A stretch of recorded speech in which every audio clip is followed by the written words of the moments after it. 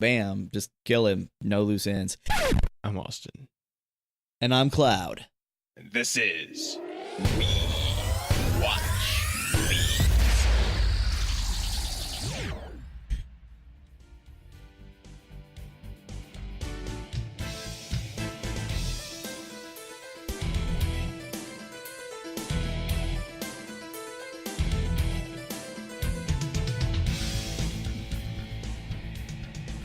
This is We Watch Movies. Well, actually, this week it's We See Movies because we made the journey quest to the theater to see something as it happened. Which is something we haven't done in probably a little too long, but that's just how things have happened. I mean, well, who doesn't love the new feeling on something? This new, you want to go see it while it's still new. That new film smell? Yeah, the new film smell. Which actually does have a smell. Most of you probably have never actually opened a fresh can of film, but we have, and it does have a very distinctive smell. Theaters have other distinctive smells because they're filled with people. Yeah, depending on the quality of the theater. And the quality of the people. It just actually, in terms of theater smells, there's a really weird thing that happened to me both times that I saw Star Trek, like the first J.J. Abrams Star Trek movie, where at the same point in the movie, two separate times, in the same theater, like overall theater, but not the same screen, about a week apart, it started to smell like really like someone threw up popcorn. Wow. In the same spot. And as far as I could tell, no one had, but it happened both times and it was real weird. Just carry yourself a can of Febreze and just have at it. I don't think in the 2009 sort of period of time that I had ever actually purchased any Febreze.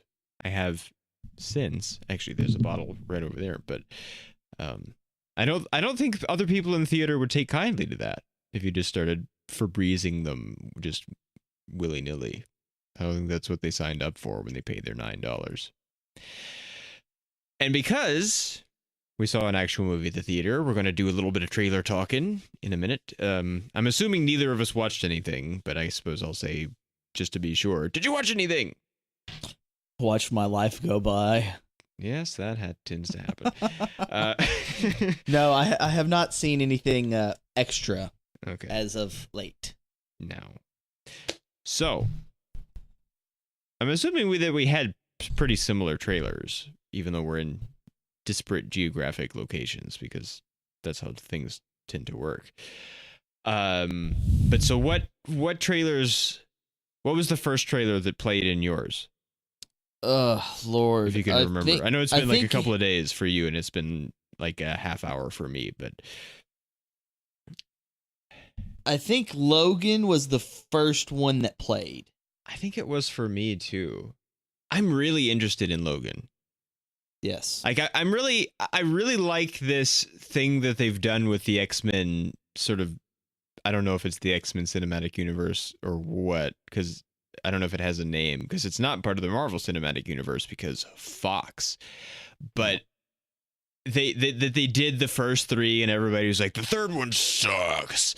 And so then they kind of went away for a while, and then First Class happened and it's all different actors. And then the one after, what was it? Days of Future Past? Is that the first one after First Class in the new sort of series? I mean, they had the Wolverine movie and the Origins Wolverine movie and all that. And the what did you do to Deadpool? Like, I don't even like Deadpool, and that still bothered me because I was like, wait, what? No. In case you're wondering, I have not seen the Deadpool movie. You should. It's pretty entertaining. I don't like him as a character, though. At least not in the current version. I don't like the sort of snide, like making jokes and stuff. Like the sort of original genesis of the character, where he's like, "I'm dying of cancer, but I can't die, and this kind of sucks." Like that kind of interests me a little bit because they kind of had something to say. But since he's become sort of the or not anti, but and not really Bizarro either because that's DC, but the sort of I'm Spider-Man, but I can get away with more. And so because I can't die.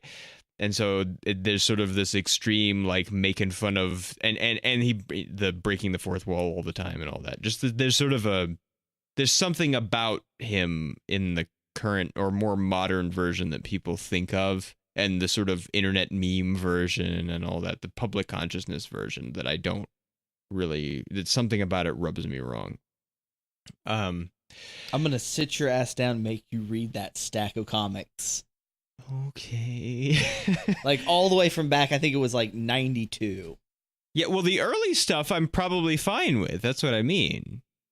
Because he's a pretty recent character anyway. He's not like a super long-standing. I mean, 90s is still relatively recent in comics terms because they go back to like the 30s. I'm not sure if Marvel does. I guess it does. I know DC does. Marvel's in there somewhere.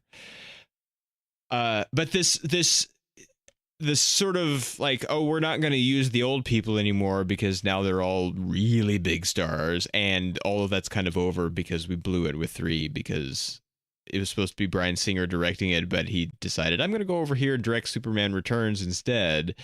And so it had like 5 different directors. It's kind of the Alien 3 of the Marvel movies, where it's like it really is nobody in particular's fault that X3 is terrible, because no one really had a handle on it for any significant enough time for it to be anybody's fault. So it's just a mess of a production, and so it's really not a surprise that well, it you want to kinda know turned something into what it interesting? was.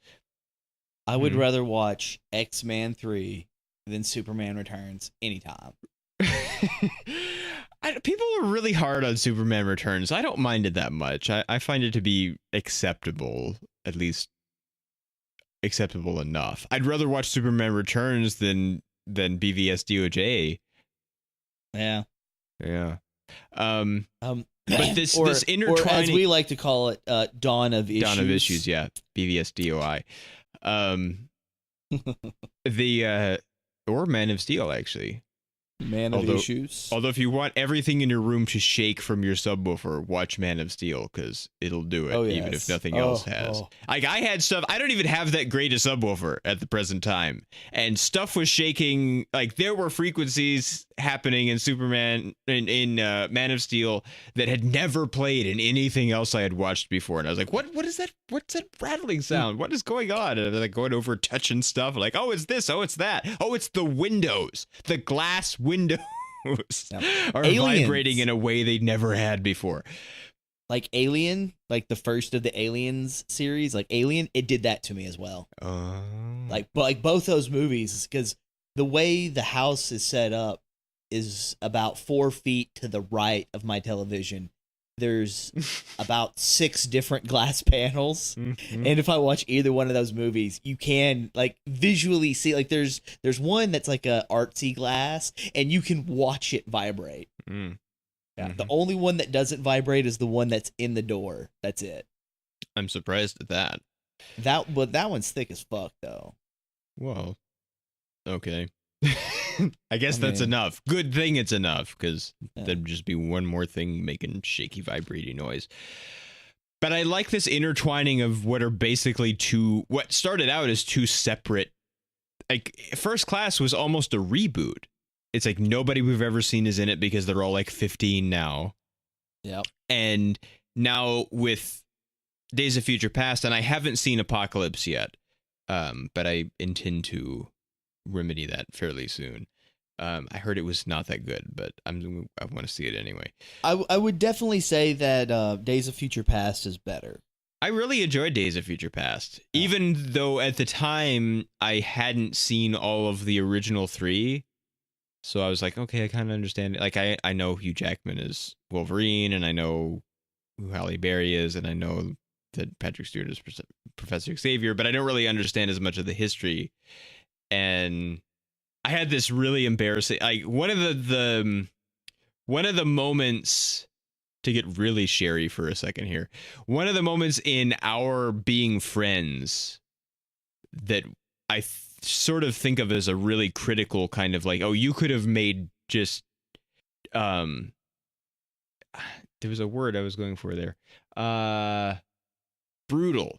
You could have made just brutal fun of me because First Class was coming out when, I think it was First Class, when we were in college, and we were sitting waiting for for them to unlock the door to the classroom one morning, and I think it was a producing class or something. I think it was a disc. No, it was, we were waiting for Grover, so it was lighting, advanced lighting, and we were sitting there on a bench in the hallway and talking about whether going to see Days of Future Past because it was coming out in a couple of days. And I really struggled. Like if you've seen 89 Batman, where Michael Keaton is trying to tell, what is her name? Whatever her name is, before the Joker busts into the apartment, that he's Batman and he can't quite say the words. He's like mouthing it and he can't quite get it out. Like that was what it felt like to me. And I was like, I've never seen the X-Men movies. And this is right in the middle of like the height of like, we were like a year out from Avengers coming out, and it was like a super big deal. And I had seen all of those, but I hadn't seen the X-Men movies for some reason. And I was like, I was like, you're just going to just beat me into the ground you're going to borrow Thor's hammer and just destroy me for not being nerd enough or something. And because I've never seen the X-Men movies, and I was really like I couldn't, it was really hard for me to say, and it was and you made it totally okay, and that was a big deal. But I'm really interested in what they've done, in having since seen them, in weaving through the bringing in the older versions of the characters and having them on screen at the same time, and having it be back and forth between the two different times, and like everything's going to hell in the future, but the past is happening at the same time, and Xavier's got hair and then he also doesn't, and then now it's old man Logan, which is really interesting. That they're going sort of that way, that I don't know if it'll be any good or not, but I'm really interested by it, at least. So, and really, we'll I see guess how it turns out. Yeah. At this point, they've been making them so long that to still use Hugh Jackman, they almost have to be like, all right, time has passed. We're in the future now. Because even though he doesn't really age, he does sort of, there's a difference in him that they're sort of like, actually, he does kind of age. He just real slow. And so old man Logan does look a little more weathered and beat up than earlier Logan. And that may just be because they're like, people get old. We're still making these movies. So here we go. We'll just try to explain it somehow. Because he doesn't he sort of, like, he will sort of age a little, right? He's not, the regeneration isn't perfect, is it? Well, if you mean like forever, like no. Yeah. So that he ages a little. Although Professor X is still alive, so, and he doesn't heal, so yeah, there must be, can't be that long. Although he looks in pretty bad shape in the trailers. He almost seems like he's on the edge of dying when whatever's happening is happening. Well, they may try to tie in some of the events that happened in Wolverine. Really? I thought that movie didn't exist now. Well, one of the things is, whenever you look at the movie, what's her name? Weird poison lizard bitch or whatever. Like that stuff was inside of him that he had to like rip out. Mm-hmm. That was hindering his ability to heal. And they may try to use that as one of the reasons why he's getting old so fast. Oh, so he suffered a loss during that time. Yeah, they may try that. I don't know. They're trying a lot of things. Yeah.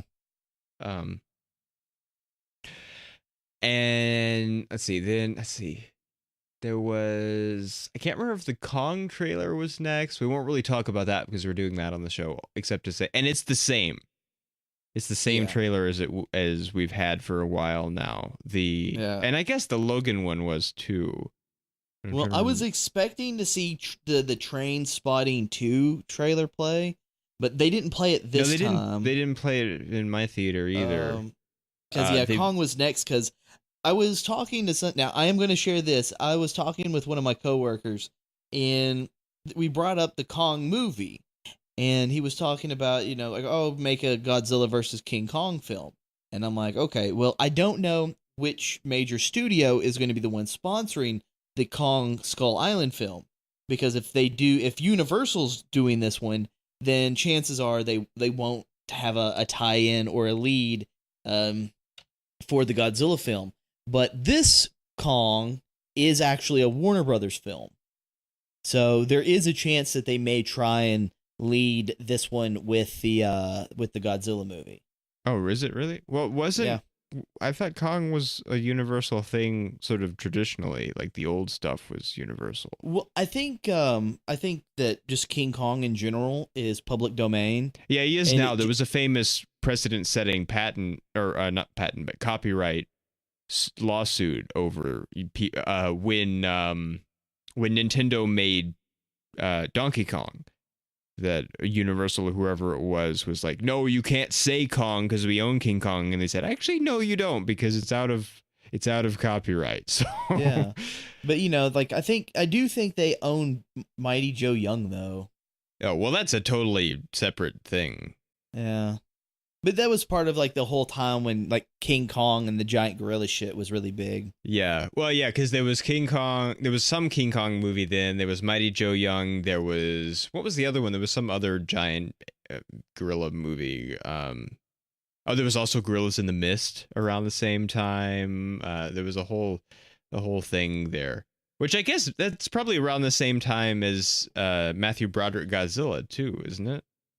No, well, I was thinking more on the lines of, yeah. No, because there's like Congo. There's a lot of gorilla-based films, but I'm talking about like the really old shit, like Son of Kong. Yeah, but I mean, like, right, but Mighty Joe, I was thinking like, 90s Mighty Joe Young. I was talking about the first Mighty Joe Young. Yeah. No, I was thinking 90s. And I was like, there was a whole bunch of gorilla movies in the 90s, and that Godzilla movie. Like, what happened in the 90s? They do. I will say one thing for Kong Skull Island is that they went totally against the traditional whatever, for whatever reason, the focus group testing or wherever they got this, that traditionally, or at least recently traditionally, Hollywood does not use colons in titles. That sort of stopped in the late 80s, early 90s somewhere. And there was this... And now they're like, Kong, bam, colon. Yeah. Colon, Skull Island. Because there was this whole controversy with Star Trek Into Darkness, the second Abrams movie, where they were like, no, there's no colon, because no one goes to see a movie with a colon in the title. It's like, what? What are you talking about? See, if they were to say that, if I was to hear someone actually say that, all I could think of was like, bitch, no one tells me what movie to see or don't see. I'm sure most people have never noticed whether there's a colon in the title or not, but it's always bothered me tremendously, the Star Trek Into Darkness, because, I mean, they sort of cheated by always putting it on like a second line or something where there is still a separation, but they never put a colon. And I was like, that's so dumb. Like, really? Do people really? I don't think people really care about this. I will say that the problem, that I think just with watching the trailer, and that maybe because they introduce him that way intentionally, so they're like, so that you're like, oh, is that John C. Reilly shows up and he's got a beard and stuff, but you still think, John C. Reilly. And he seems to be like a funny character and stuff too, where it's like, I don't know if maybe John C. Reilly made a mistake by being so John C. Reilly in every movie that he's been in up till now, that he can't get out of it. Where like he just because it happened in the theater. He shows up for the first time on screen. People in the theater laugh. He's done nothing. He hasn't even spoken, and it's just people are just like, ha, John C. Reilly. He's a funny guy, and which I think is the reason why Will Ferrell and for the most part, and especially who am I thinking of? I started to make a point I couldn't remember. Who's the water boy? Adam Sandler. Adam Sandler has made an entire career out of being known as a funny guy, whether he's funny in the particular movie that's happening at the present time or not. The Furious 8 trailer, which is it called? Like, is that the title of it, that they show the fate of the Furious, or do they just, because it's in the font and everything, but then it just says Furious 8 in the, like, at the very end. So I did not have that trailer for this. Oh, film. You didn't have that? It's the same one that's been on for the last couple of months anyway. It's not anything new. Yeah. But I am really excited about any next Fast and Furious movie, especially this one, because this is the first one after 7, which is the split, because now there's no Paul Walker. And I really like the Fast and Furious movies. I mean, 2 is not that good, and Tokyo Drift is really subpar, and then 4 is okay, and then 5 is really, really, really, really, really, really, really good, and then 6 is slightly less good than that, and then 7 is like, whoa, you did it somehow. And then so, like, I'm still just like, it's such an amazing, like, how did you do this? How did you take a ripoff of Point Break with cars and like terrible dialogue, like double clutching misattribution, and like, what are you talking about? And then turn it into what they have. It's just amazing. Well, see, the way you put it is that 5 is so amazing that even though 6 is a little bit less, that 6 is still amazing as well. 6 is pretty, well, it's actually probably a little bit less than a little bit less. It's nowhere near the worst of the series, but it's a significant falter compared to 5. But then 7 brings it right back up. Now, and some of this, and I don't remember if I've actually said this on the show or not. I might have in pre-show, or I might have said it on the show and then I cut it out. I don't know. But if I have, I'm sorry. That 7, I think in my particular experience, and maybe other people's, I don't know, benefited tremendously from knowing that they had to deal with the Paul Walker had died situation. And so every time he was in any kind of danger, I thought they could do it right here. He could actually get killed as a character because he doesn't have to come back now. And he never did, but I didn't know that going in. And so I was always like, he's about to fall off the cliff or whatever. Like, he can fall off the cliff for real because he's not our character. He doesn't have to be a character anymore. And actually, I guess, sorry, spoilers for Furious 7 or Fast 7 or whatever the heck is actually officially called, that now you know that he doesn't actually die when you think he might at various points, but maybe that wasn't your experience of it anyway. But so I don't know, maybe not having not known that, it's not as effective, but that was the experience I had. But I mean, it's really good other than that. And then they deal with the way that he actually doesn't have to come back just perfectly and in a really emotional way that you wouldn't expect of a Fast and Furious movie, or at least you wouldn't have in earlier ones. I do think at some point we're going to have to do them on the show, but we should do them in timeline order rather than release order. Which is sounds good. 1, 2, 4, 5, 6, Tokyo Drift 7. Because they were like, heck with the timeline. And we'll get to Tokyo eventually, they say in dialogue. And it's a mess of what is happening? This takes place in present time clearly because of the cars, but it actually can't, because it really has to take place in 2005 because Tokyo Drift hasn't happened yet. So it's amazing that they've been able to pull off what they did. And then Power Rangers. Go Power Rangers. Which was a new version of the trailer I hadn't seen before. Now, this one I had seen. Well, I don't seek out trailers on the internet for things that I haven't seen yet. I only seek out trailers for obscure movies that I've never heard of before. But this trailer was one that... while I was watching a YouTube video, it was one of the commercials that they play at the beginning. That hasn't happened to me yet. I'm surprised. And so that's when I ran into this one. Otherwise, I would have tried avoiding it. Yeah. And leave, like, because, like the big movie trailers that they play before a film at a theater, I'm okay with watching those. But this was the first time I had seen the trailer for the Power Rangers movie like this, like the up-to-date one. Yeah, the last one I saw was, I guess it was the teaser or whatever, which didn't have any information in it at all. Yeah. I don't even think you saw the hideout or anything. I'm real nervous about it, because it's Power Rangers. Not as nervous I am about Ghost in the Shell, which was another one that played, which I'm super nervous about. And that was one where I'm like, it starts and she's up on top of the building and I'm like, Ghost in the Shell. And the people right behind me. Oh, I have another story about the people right behind me too. I forgot. I'll get to that in a minute. So she's standing up on the top of the building and then, they cut into the stuff where there's the people that she's going to kill. And then she takes the coat off and the guy behind me was like, what? I was like, what do you mean, what? Not allowed, but his was allowed. And then it goes through the whole rest of the trailer, and then it gets to the end, and it says Ghost in the Shell, and he's like, Ghost in the Shell.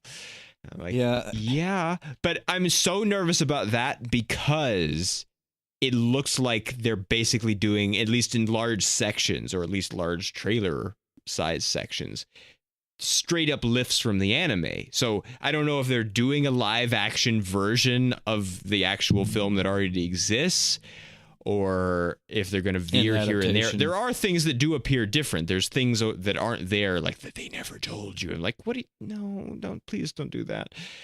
But I also don't necessarily want it. Well, I don't know. I'm really torn. I don't know. If it really is just the anime in live action, which means more people get to experience it that would otherwise have never had because they're not going to go off and watch the animated one, I guess I'm okay with that. But that's not that interesting to me because I really, really, really, really, really love the anime one, and I already have seen it, and it's sitting right over there, and it's amazing. And so I don't really need it to be live action. But I just really hope they don't mess it up because it's such an important thing to me that we will be doing it on the show, in case you're curious. Your weeaboo levels are exceeding normal limitations. Like, what? Like the pressure gauge on the console is like in the red right now. Yeah. Alert. Pressure release imminent. Like it's just like, I feel like it's some. I feel like, unfortunately, that I can't possibly be happy with however it is, even if it's good. Like, it'll be like, yeah, it was okay, but I've got the animated one, so like, or they're gonna completely destroy it because it's gonna be like one thing that I'm like, nope, you destroyed the theme of it. It's all garbage. Heck with you. Hey, do you remember Dragon Ball? The movie? Neither does anyone else because it was terrible. I don't think I ever actually saw it. I remember being aware that it happened. Then you should be fine. Well, but that still doesn't mean that it's fine. Like, I was... No, not it. You. Oh, well. I mean, I'll be fine anyway because I've got the animated one, so I can just never watch it again. But it'll still bother me that this is people's experience of it, in the same way that the Abrams movies, excluding Beyond, because it's better, are a lot of people's experience of Star Trek. Where like, no, you don't understand. It's not what it is. And I'm sure some people feel that way about Kingdom of the Crystal Skull and the prequels and all kinds of things where, your childhood is raped, etc. So, although Ghost in the Shell is not a childhood thing for me, and hopefully it's not yours either. Not you, but you listening, because it's not really for kids. No, it's not. Don't take your kids to this one. Like, for real. But I was kind of curious how they were going to deal with she's kind of naked in parts, but it's animated. Even though it's still rated R, but there's like a bodysuit thing happening, so they're getting around it somehow. Or would she be technically a cyborg? No, but I mean, that's what it looks like. It doesn't look like she's just made that way. It looks like a bodysuit in the trailer, which I guess it probably is. And let's see, the other thing. Oh, Life. The trailer for Life. Which set off my bogus science alert. Because they said, and it may just be the way that it's cut together for the trailer, and it may not be the way the dialogue actually plays. It likely isn't, because trailers generally are cut together from multiple pieces in order to make the point that they want. You're like, but they didn't say that at all in the actual movie, at least not in one spot, because he's poking it in the lab or whatever, and he says, every cell is muscle, every cell is nerves. And then the next line you hear is, so how smart is this thing? And I'm like, it got me. We're all infected because fucking retards and shit. Well, yeah, but I'm like, nerves aren't brain. Just because it's all nerve doesn't mean that it's smart.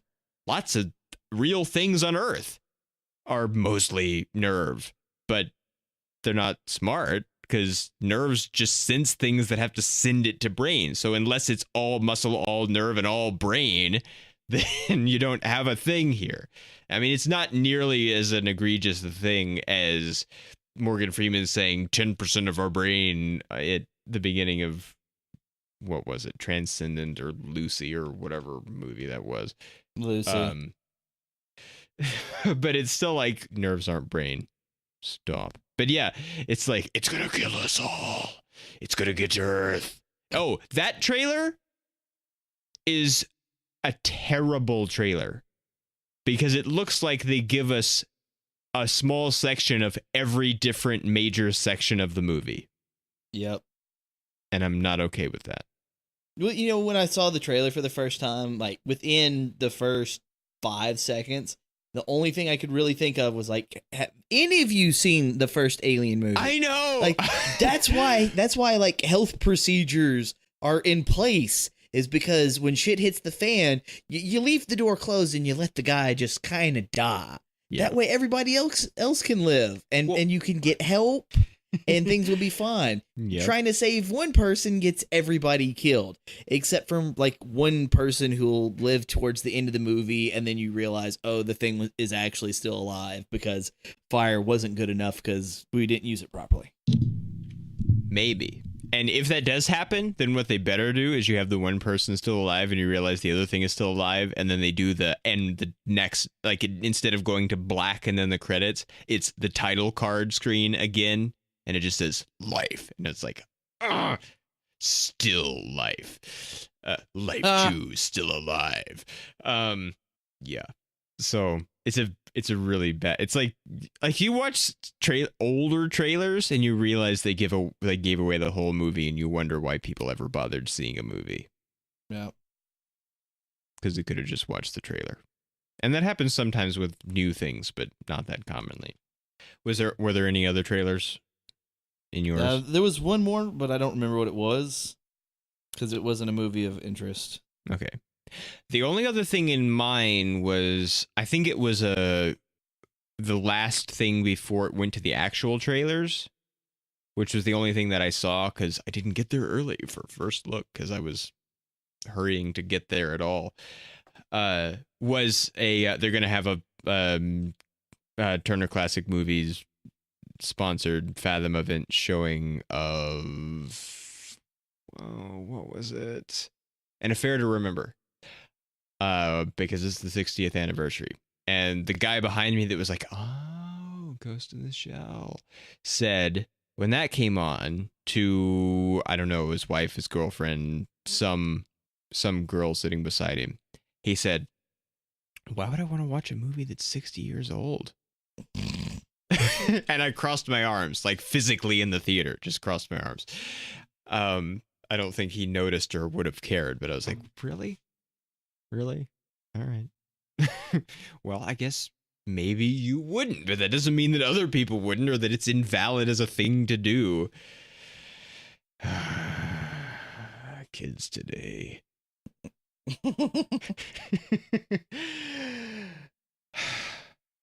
And now, our feature presentation.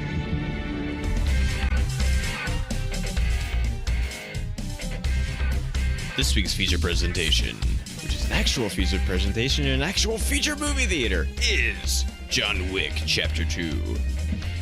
John Wick Chapter 2 is a Chad Stahelski, I'm gonna say, directed film. Names! I know names. And it's a 2017 action thriller, questionable, film, starring Keanu Reeves, Common, Lawrence Fishburne, Ricardo Samacchio, Ruby Rose, John Leguizamo, and Ian McShane. Now the plot synopsis.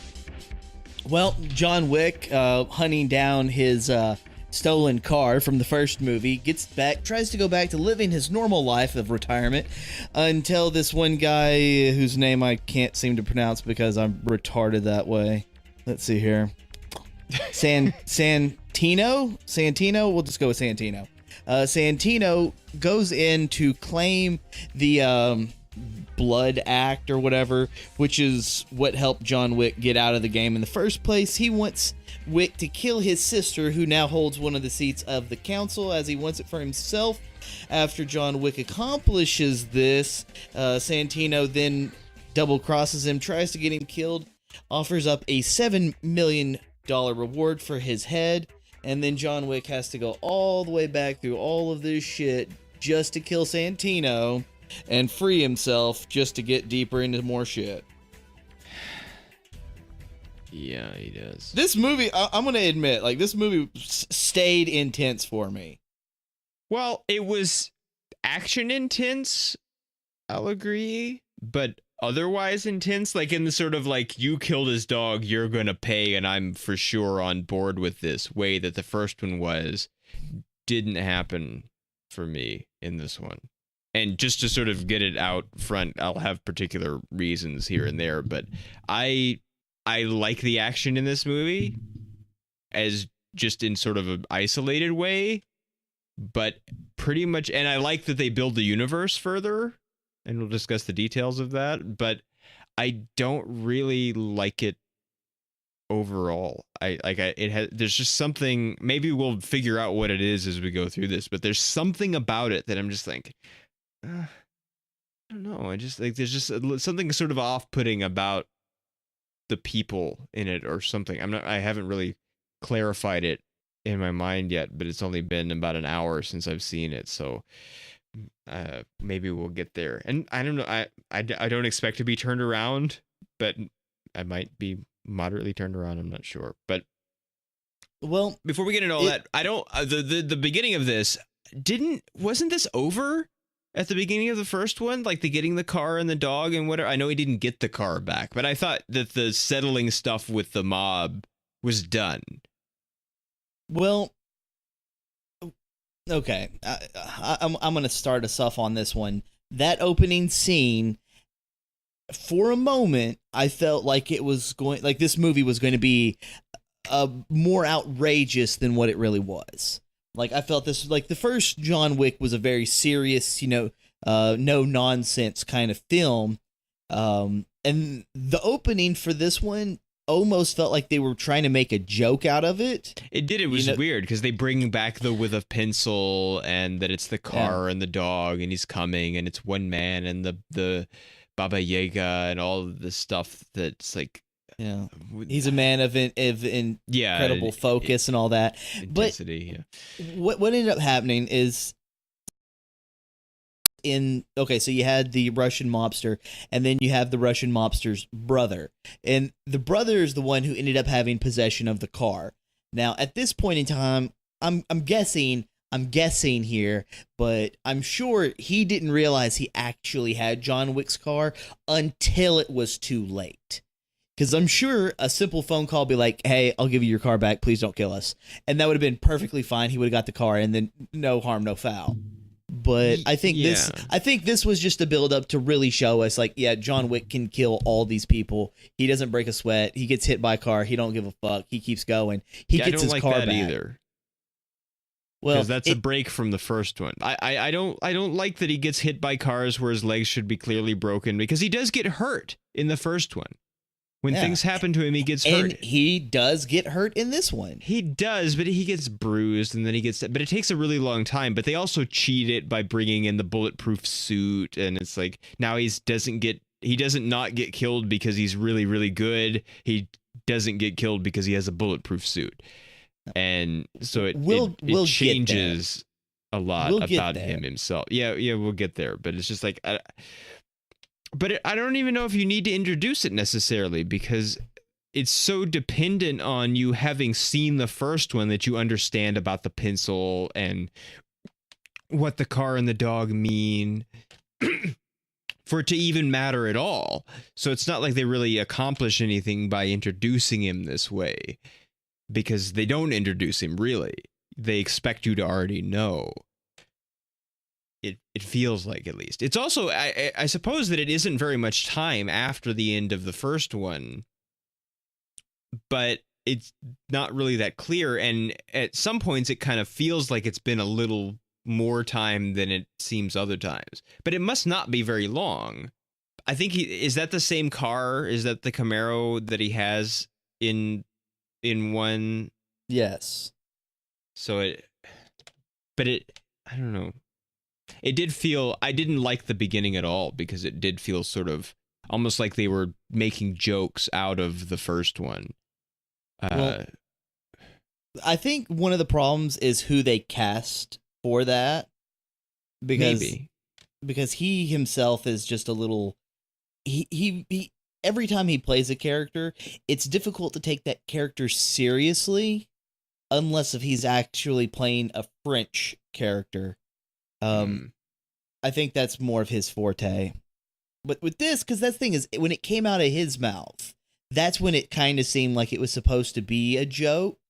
Yeah, because well, if you were to take away that audio, well, yeah, because he's a funny guy and people can do stupid things. So I'm not interested in the people in your theater. Well, no, I'm interested in the movie. But so if you were to take away his audio, all you're really seeing is just a henchman come up, say a few things, and then you see John Wick show up, have to kill these people, drive some cars around, and then steal his car back. Like, well, I don't know if it'd be stealing his car back. Now, I think one of the problems, I think one of the problems with this intro is when we left the first movie and he had the dog, it seems like that dog has grown quite a bit in such a very short period of time. Yeah. And I think that's kind of like the time issue that we're seeing, is if it's supposed to be immediately after, that dog just fucking, it grew way too fast for us to notice, okay, he's just now getting home with his stolen car, and now the dog's all grown compared to being like a pup. I mean, there are even things like when the guy shows up with the blood oath thing, he goes to make him coffee, and there's sort of there's a moment where you see like just what's left in the coffee pot that was from the day before or whatever. And so it almost feels like he's just been out all day and he just got back, and then he hasn't even cleaned the coffee pot yet. And so it does feel like it's immediately, at least from stuff like that. But yeah, the dog, I mean, and there's not even any reason for that, because I doubt that it's the same dog. I don't think they went and got the actual dog from the first one 3 years later or whatever it is, 4 years. That I don't know, expect that's the reason. I mean, the dog isn't Hugh Jackman. You don't need to age him or anything. But I do, even just the having, like, the build of the first movie is that you have this sort of like, oh, he lost his wife, and okay, that's sad, but it also doesn't, like, that's a pretty standard sort of basis for stuff, and so I don't really care yet. And then he goes home and he's sad, and then they come in and they're mean to him, and they steal his car and they kill his dog. And so I'm like, all right, maybe that's not really a good justification for killing a bunch of people, if there is such a thing at all, but it's good enough because you shouldn't have done that. And so there's sort of an end goal in it. And then at the end of the first one, it feels like we got that. He killed everybody that we knew about, and he got a new dog. Of course, it's not the same, because no new dog is ever the same as the old dog. And even if it parts his hair on the same side. And now we find out, actually, it wasn't quite over yet. there's just this other part we didn't tell you. And we're going to get it out of the way quick because it's not about this movie. But the first movie really wasn't over yet. And so I don't want to say that it's damaging to the first one, because you can, of course, just go and watch the first one and be fine with that. The prequels didn't rape your childhood. But it does, watching them as a set, feel like it does detract from the sort of completeness of the first one in an unnecessary way, because you could have had him just be at his house as if it's all over and start with the blood oath thing. I don't even think you need this whole setup business, because it isn't relevant to anything else. Because it's nice to see John Leguizamo show up to take the car and to have a callback of the with a pencil thing, but it doesn't ever show up again. So, I mean, you do see John Leguizamo right at the end when the call is going out, but he doesn't do anything, and so it doesn't really matter. And so it feels like it's unnecessary. And I wonder, does anybody have guns at the gangster car headquarters place, except for that one guy that shoots him off the motorcycle? Because there's just dudes just lining up one at a time to just fight with him. And it's like, nobody's got a gun? You're the mob. Where are the guns? Everybody had guns in the first movie. Everybody. Well, I think one of the problems is the fact that they filmed a new scene when, honestly, I think it would have been more accurate to use a past scene, because John Wick is supposed to be retired. Yeah. And he's been going through all this stuff. People know that he's been out here doing this. And then that's why Santino shows back up, because he's like, "Oh, I thought you were retired. I'm trying. Well, I'm going to claim that favor you owe me." And I think that they had to show us something to justify that, it just finished and then Santino showed up. Like, it's not like, "Oh, I've been sitting around for the past 2 years doing nothing," and then Santino shows up. Like, no, I just got back home from having to kill all these people, and then, the story but continues. It could still be clear. He could show up in the beat up clothes and in the car that he had and with the dog, and just just drive up at his house, and then we know that it's immediately after or fairly shortly after. And they do reuse old stuff. They do show us watching the video of him with the wife on the beach, and just sort of brief memories of the hospital and stuff, sort of like what they do at the beginning of the first one. And so they could have reused stuff, but they choose not to. But it's a nice fight scene, even though it doesn't make any sense, because I wonder where the guns are, and he would have broken his legs several times. But then we do get to the blood oath thing. And so this whole, I'm not sure that he was ever back. I'm not sure that this counts, because he was sort of just being defensive. I mean, people showed up at his house to kill him. He didn't go out to seek anybody. They showed up. And that's not the point. And he defended himself, and then it just sort of continued on because there were still people in the way. And so he never returned to business. He never took a contract. He was never really back in a way that seems like it's fair to the rules. That's not the issue, though, is he has a responsibility that if it is claimed, he'll have to answer it. And that's what Santino did. Yeah, but he had also not for a number of years now. Yeah. And so he could have continued to not, although it seems like he may have just never had a circumstance where he felt it was worth it, because it's only just now that his sister is going to ascend to the council, which apparently they do have council meetings of the Guild of Assassins or whatever, which I discounted as being a potential thing when we talked about the first one. Well, it's something that they still don't explain. No, like, and we never see the council, but they talk about it. They give us a few rules about it, but they don't explain what the council is or what they do exactly. No, but there is one. Especially with some of these external means, like the character that Lauren Fishburne plays. Mm-hmm. Like, he doesn't seem that his people are going to be part of this organization. They seem to be on the outside of it, and they collect and share information with the other people, and of course, he sort of Wick seems up. like what the Russian guy in the first one is. He's just sort of he does business with the organizations, but he's over here doing his own business too. Yeah, with pigeons, so, apparently.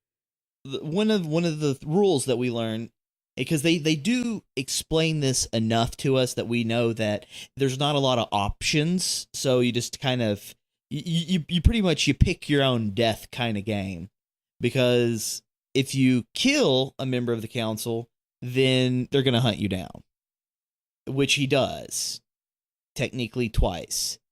And sort of. I mean, yeah, he does, but he isn't technically a member of the council yet. He hasn't actually ascended, because it's only been like 5 minutes since the sister was dead, and nobody even knows yet. So he kills the sister, so now the council will have to go out after him.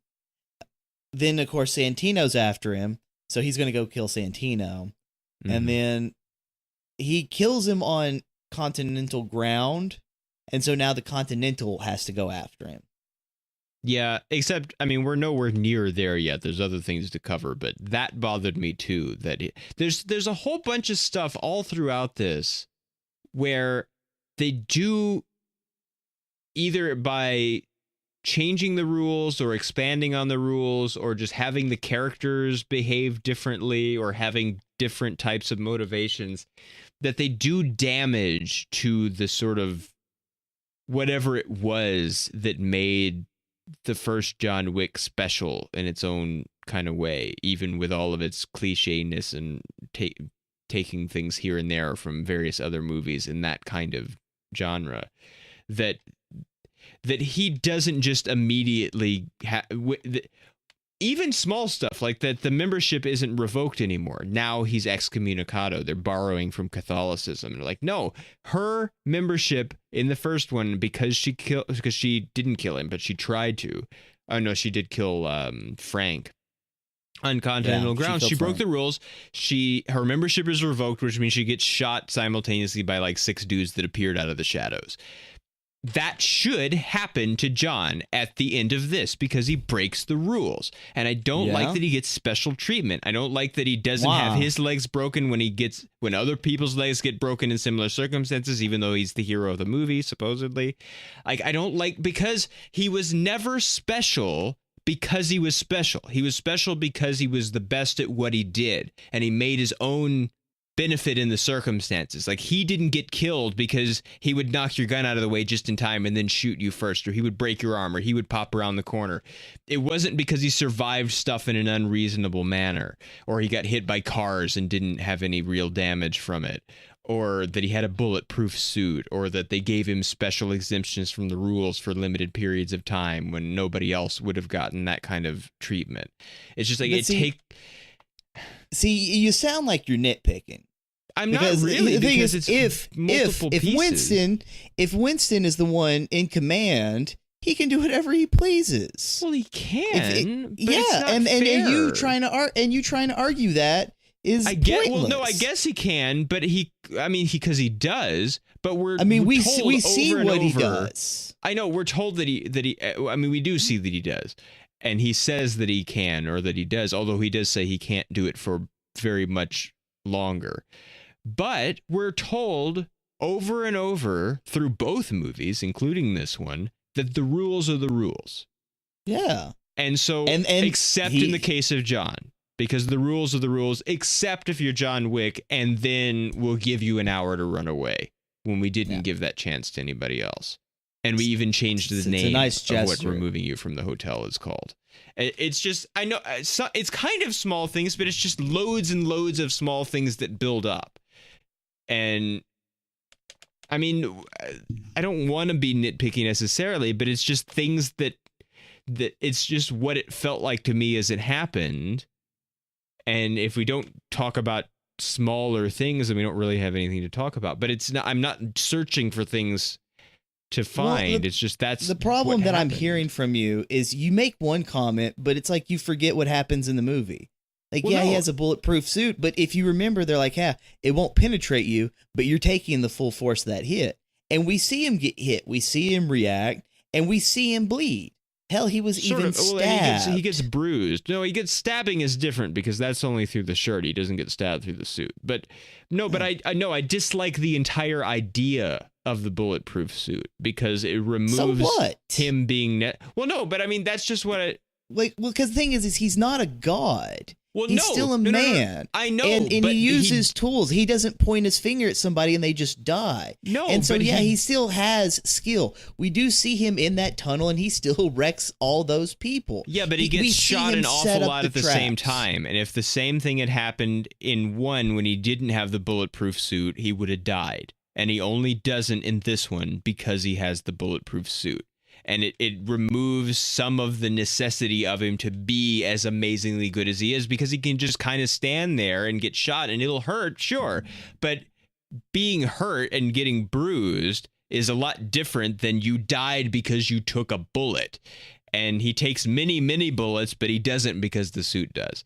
And it's just like, because one of the things about John Wick is watching him be amazing at not getting shot.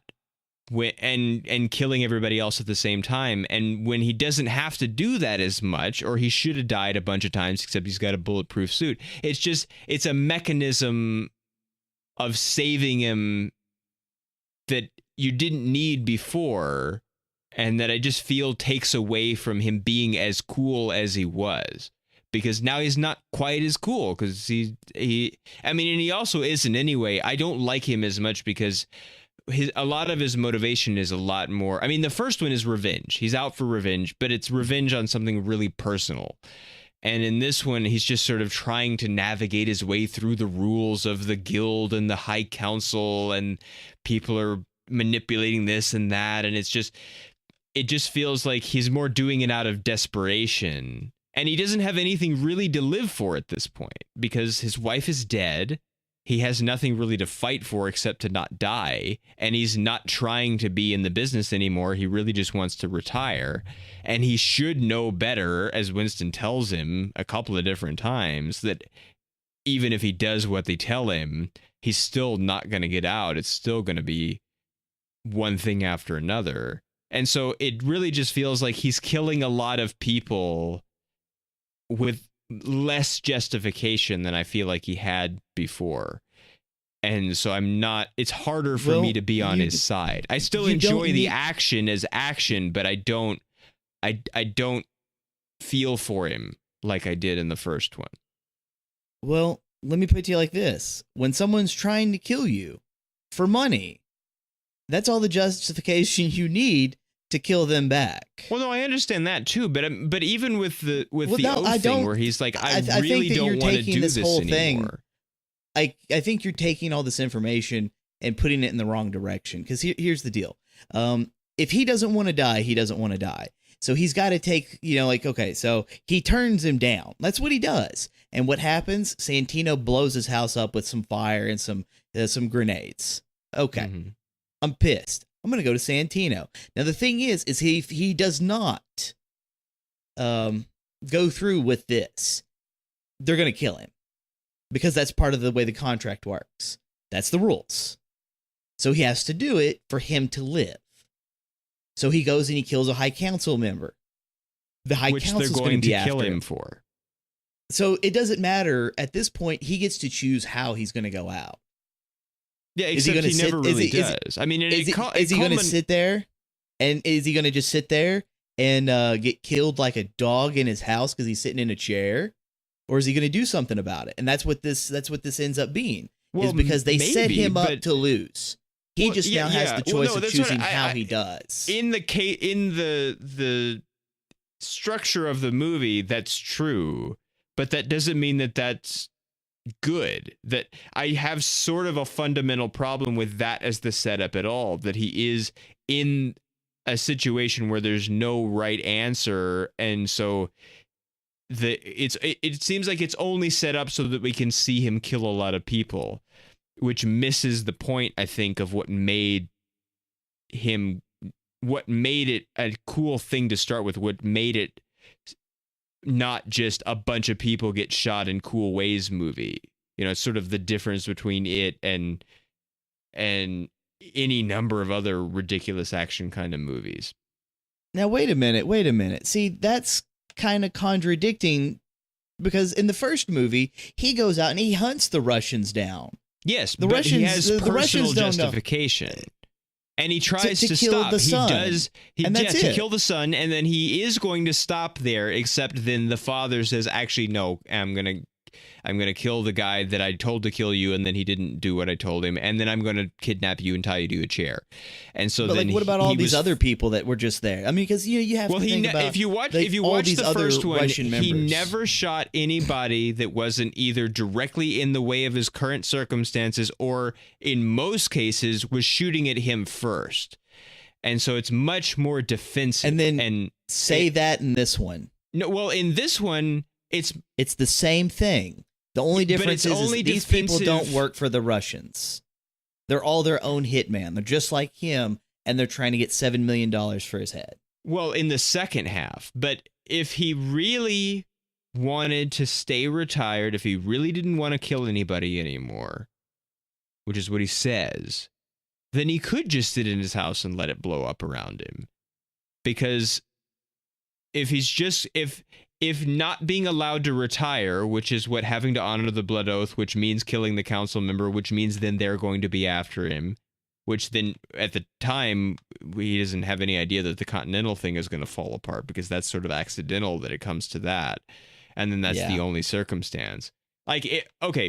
If he had gone to whatever place in New York that is where he does go, where whatever her name was from the first one got her membership revoked, and they just shot him because he broke the rules as a result of all of this, I would have been more okay with that, and that would have made everything else more okay, because then it was just he accomplished as much as he could, but it really was an impossible situation, and so then it eventually comes to the point where it's too impossible from too many sides that then he just has to go.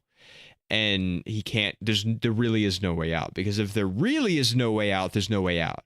And so the problem is that the movie tells us there's no way out for most of it. If he does this, then this other thing will happen, and then even more people will want to kill him. And then it builds that and then gives him an out by giving him the way to escape. And then makes him not where I can really care about him as much anymore, or maybe at all, by having that there's that real close-up on his face where he says, tell them when they come, whoever they are, I'll kill them all. And so then it takes him from being a defensive I mean, it's still defensive in a way because they're coming after him, but he's also like, just so you know, I'm going to kill everybody, and I'm kind of okay enough with that to tell you, and I'm going to do it. And then he's like, yeah, I know. So why did you even say that? And so it dehumanizes John in a way that he hasn't been before. I mean, he killed 87 people in the first movie. And sure, they were all bad guys, and most of them were trying to kill him. So there's a lot more justification there. And it was all as the result of the grief of the wife, and then the killing of the dog and the stealing of the car. So there was a sort of, Bronson death wish kind of push to the next level, sort of like maybe it's not really a justification, but at least there's a basis there. But this was all external forces. He's always being acted on by external forces. And so there's the rules, or there's the oath that he made before, and there's the people taking advantage of him, and then no matter what he does, he's going to get killed. And so then now what we're left with is he's going to spend the rest of his life until he either gets too old and not fast enough and somebody's going to get him, or he gets killed, or something, just killing everybody that comes near him, because people are going to keep coming, because there's 3 groups of people after him to kill him now. And so it's just, if he wanted to retire, he could have just stayed retired and never mind the rules, because he's not in the organization, and he can just die because he's going to die anyway. That's the thing, is he's not going to retire. He's just going to die. And maybe he doesn't want to. But he could have done that at the beginning of the movie. I mean, we haven't had this in a long... I'm not trying to be negative here. This is really like, I really, really, really like the first one. We talked about it. And it's not that this one is different than the first one, and so I'm like, heck with it. It's just like, just the things about the first one that made me like it are largely absent here, or specifically different. And it's not just the difference, but I think it was such a delicate balance of things that made this guy that killed 87 people is still a likable character for this entire movie, that then any Jenga block you take out is in danger of changing it, and there's a bunch of them taken out. And it's still really well made. It's nice to look at, but I just don't have any real attachment to it like I did to the first one. And there's even confusing stuff with, I mean, I like that we see how the bank is set up and how the contracts get made, and there's the switchboard and all that, because I do like the sort of underground kind of world that they hint at in the first one, although maybe it's better when it's hinted at than when it's outright explained. I'm not sure. Not really any of the problems come from the explanation of how the system works, except for the stuff that comes from the, if you kill the council, you get killed. Well, I don't think there was enough explanation to have issues with. No, mostly no, because really they show us, but they don't tell us. No. So, like, we'll get, like, the phone calls, and you're supposed to know enough about, I guess, older things, like how the switchboards work, like them passing the papers around, things getting signed and stamped, and then it's like, okay, it's been approved, taken care of, Yeah. We get to see it, but they're not force feeding us this kind of information. Like, let me just call the secretary so she can file the paperwork so we can put you on the wanted list. Like, no, like they give it to us in a very tactful way. Yeah, it's handled really well. No, I don't really have a problem with any of that. No. But so I thought that was nice, because what I feel like that this movie is trying to push Wick back into his old ways, because Wick isn't exactly a good person, and trying to think of him as a good person is like, why we know that this was his job, like it was, but he wanted out. He made a decision. He wanted out because he wanted to get married, he wanted to have a family, and then that fell apart. And so now he just wants to wallow in the self-pity and stay at home, and that's fine. I don't have a problem with that. But when he's put into a position where he can choose, well, they're going to kill me probably in a day, or I can try to live a little bit longer and maybe take care of these things myself. I don't want to have to do it because I didn't want to be involved in that world anymore, but I'd rather not just get shot in the face because I told him no. But what is he living for? Well, we don't know. Well, but nothing. He has no house. I guess he has a dog, but he has no wife. He has no car. There's nothing left. I mean, especially at the end, he doesn't even have the Continental anymore. That's just for Wick to decide. I guess we're the ones watching. We don't, like, if Wick was a real person, we don't know what Wick is feeling. We only get to see little tidbits of him actually having deeper emotions, and most of the time they're just sad, just really dopey kind of emotions. We don't see him, happy, other than like those few little video clips with him and his wife. So what he wants to do from this point, we have no clue. Yeah, but isn't it the job of the movie to tell us at least a little something, so that we have some reason to believe in that what he's doing is something we can be on board with? Well, I think that's, because otherwise he just kills hundreds of people for no justifiable reason, or for no reason at all, except because he does, and that's not that interesting. No, see, that's the problem, is you can't compare it like that, because just because we don't know doesn't mean it doesn't exist. Well, no, but it doesn't exist because it's not in the movie, and it's not a real thing that happened. It's not like a documentary that they left parts out, and there really was stuff that people had reasons for things, and they just never told anybody, or it was never written down. None of this happened, and so only what is on the screen is what we have to work from. And so if it doesn't tell us, then it fails, at least to that degree, that it didn't give us what he was feeling enough for us to feel it with him or feel for him or at least care that he has some feeling and that he isn't just murdering everybody. Well, now, I mean, a lot of these people have it coming for sure, but yeah, I'm gonna give you that one because I do agree with you. It's like while I watched this, I didn't really see a reason beyond what I guess would have been obvious. Because if you remember, the woman that he goes and kills is a friend. Yeah. And they went through that whole spiel, and that's whenever she stripped naked, slit her wrist, got in the bathtub. You know, he still had to shoot her in the head, which I'm sure was not. Well, she was already dead by then, but it's just so that it looks like he did it. Although I kind of wonder how the brother thinks, wait, why did you shoot her in the head and then slit her wrist, or what? How did this happen? It seems like there might be some suspicion, but he wouldn't have known anyways because he was going to end up, get hunted down.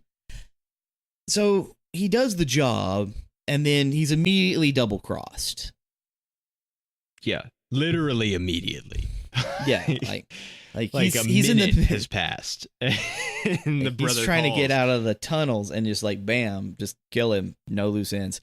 Now, one of the things I do like about this is kind of the I don't know if hitman is the appropriate term for these people, but they almost have a type of well, they kill people for respect. money. They're hitmen.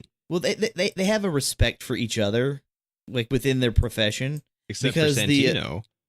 Well, Santino isn't part of the hitman. He's just a council head because that's what his father was. Yeah, he comes from money. He probably didn't earn a dime of it himself. Yeah. But that does seem to have called some question about how the council approves its members, though. Is it just really like an ancestral thing, or you can give somebody your position or whatever, and it doesn't matter whether they've ever done the job, or like if they're making the rules for assassinations, shouldn't they have assassinated some people before? Well, that was something that I was thinking of, and I kind of would have liked to have seen something more of that in this movie. I mean, he puts up a good fight, sort of. So at least for a while, he has a lot of people around him a lot of the time, but he does do some fighting on his own. That's not putting up a fight. That's running away and having someone else die for you, I guess. Now, the mirrors, I guess, put up more of a fight than him. Yeah.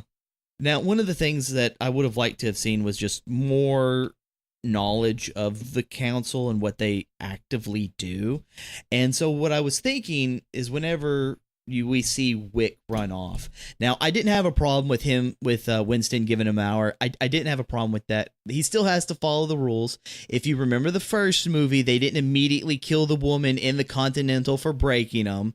No, not in the Continental, but they did invite her to the place for whatever reasons they gave her in order to ensure she showed up. Then as soon as she showed up, she died. She didn't get an hour to run away. But we don't know how much time had passed then, but that's not the point. The point is Winston was doing that for a friend.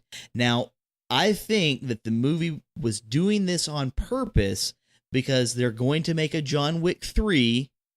And I have a feeling they're probably going to have Wick be the replacement council member. Maybe. But that's something my guess. That it does feel like once you get in the last third or so, and especially once you get close to the end, they're like, oh, okay, he gets an hour so that we can have a third one, which is not okay. Because the thing that got me is because when I was thinking about it is if he kills the sister, who is the council, like one of the council chairs, it would immediately go to the brother. If the brother doesn't exist anymore, if there's no other family, then why would they not give it to Wick? Why would they give it to Wick, though, being that he's broken the rules? Why would they give it to the brother? Well, they gave it to the brother because he hadn't broken the rules and he was next in the ancestral line. Well, we don't know that he did, so we have to assume that he didn't. No one ever says that he did. Wick killed a council member. Yeah. It's against the rules. So how could he possibly become a council member? I mean, but we don't know how people become council members except for having it will. So do they have elections? Like, what? I don't know. So And so that's what I'm thinking, that's what the third movie is going to be about. Like, oh, we're making a third movie because the council is going to elect Wick, and that's what's going to clear him up so he can actually be retired, and then, big happy ending kind of thing. Maybe, but that still doesn't help this. It doesn't. Well, see, that would be a cheat. That's what I expect, but that's going to be a cheat. If Dawn of Issues had turned out to be good, it still would have not justified the badness of Man of Issues. So, it doesn't help this one. And so what? It's John Wick 3 election year? Like, what are we... There's no way they can't do that, because there's no, like, what they seem to have taken away from the success of John Wick is that he shoots lots of people in stylish ways. Yeah. That's what we got in this one that was left from the first one, and everything else was left to the side. So I don't think him in council meetings is what people expect from Chapter 3. Well, I don't expect that as well, but that's not the point. I think the point is that's the direction that they may try and go, just to cover themselves on this one. Maybe. Because if they do, I'll still be like, but what about the rules? You're not following the rules. The people who make the rules normally don't have to follow them because they can change them to fit what they need. And I think if they change them, that's fine. If they have a council meeting and change the rules, then fine. But if they just decide not to follow them for reasons, then no. Because that's one of those things that in the first movie we see Wick as an unstoppable force. Mm-hmm. We see a man without a bulletproof suit. We see a man with with vengeance on the brain. This one, I think we see John Wick as a human who's trying to survive. Because I think what they tried doing is they tried taking all of this amazing action and then tried putting an actual story to it. Sort of, but I mean, that may be, but if that is, then the story isn't very good. Well, I didn't say it was a good story, but it's definitely a more in-depth story than the first one. Because if you remember the first one has next to no story. Yeah, there's not much, but Wick is retired. It's more hints of story than Russian story. Punk breaks into house, kills dog, beats Wick. Wick hunts him down, kills. Wick hunts him down, kills people along the way. Yeah, that's about it. This one deals with like people having to make decisions and trying character developments, and then Wick having to ask for help, and then the only scene I didn't like is whenever he was in the insert racist comment, the Jew bank. No, it's not racist. You're not racist. If anything, the movie is, because it is 100% a Jew bank.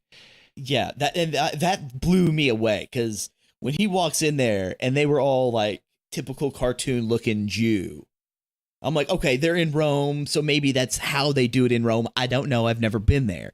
But just seeing that, I was just, oh, wow, like, there's that. And then he has that scene where he's alone and he's got the case and he's got the tiny little pistol and shit, and he yells. Like, that's the only scene I didn't like, because I feel that is what really broke the character that we constantly see.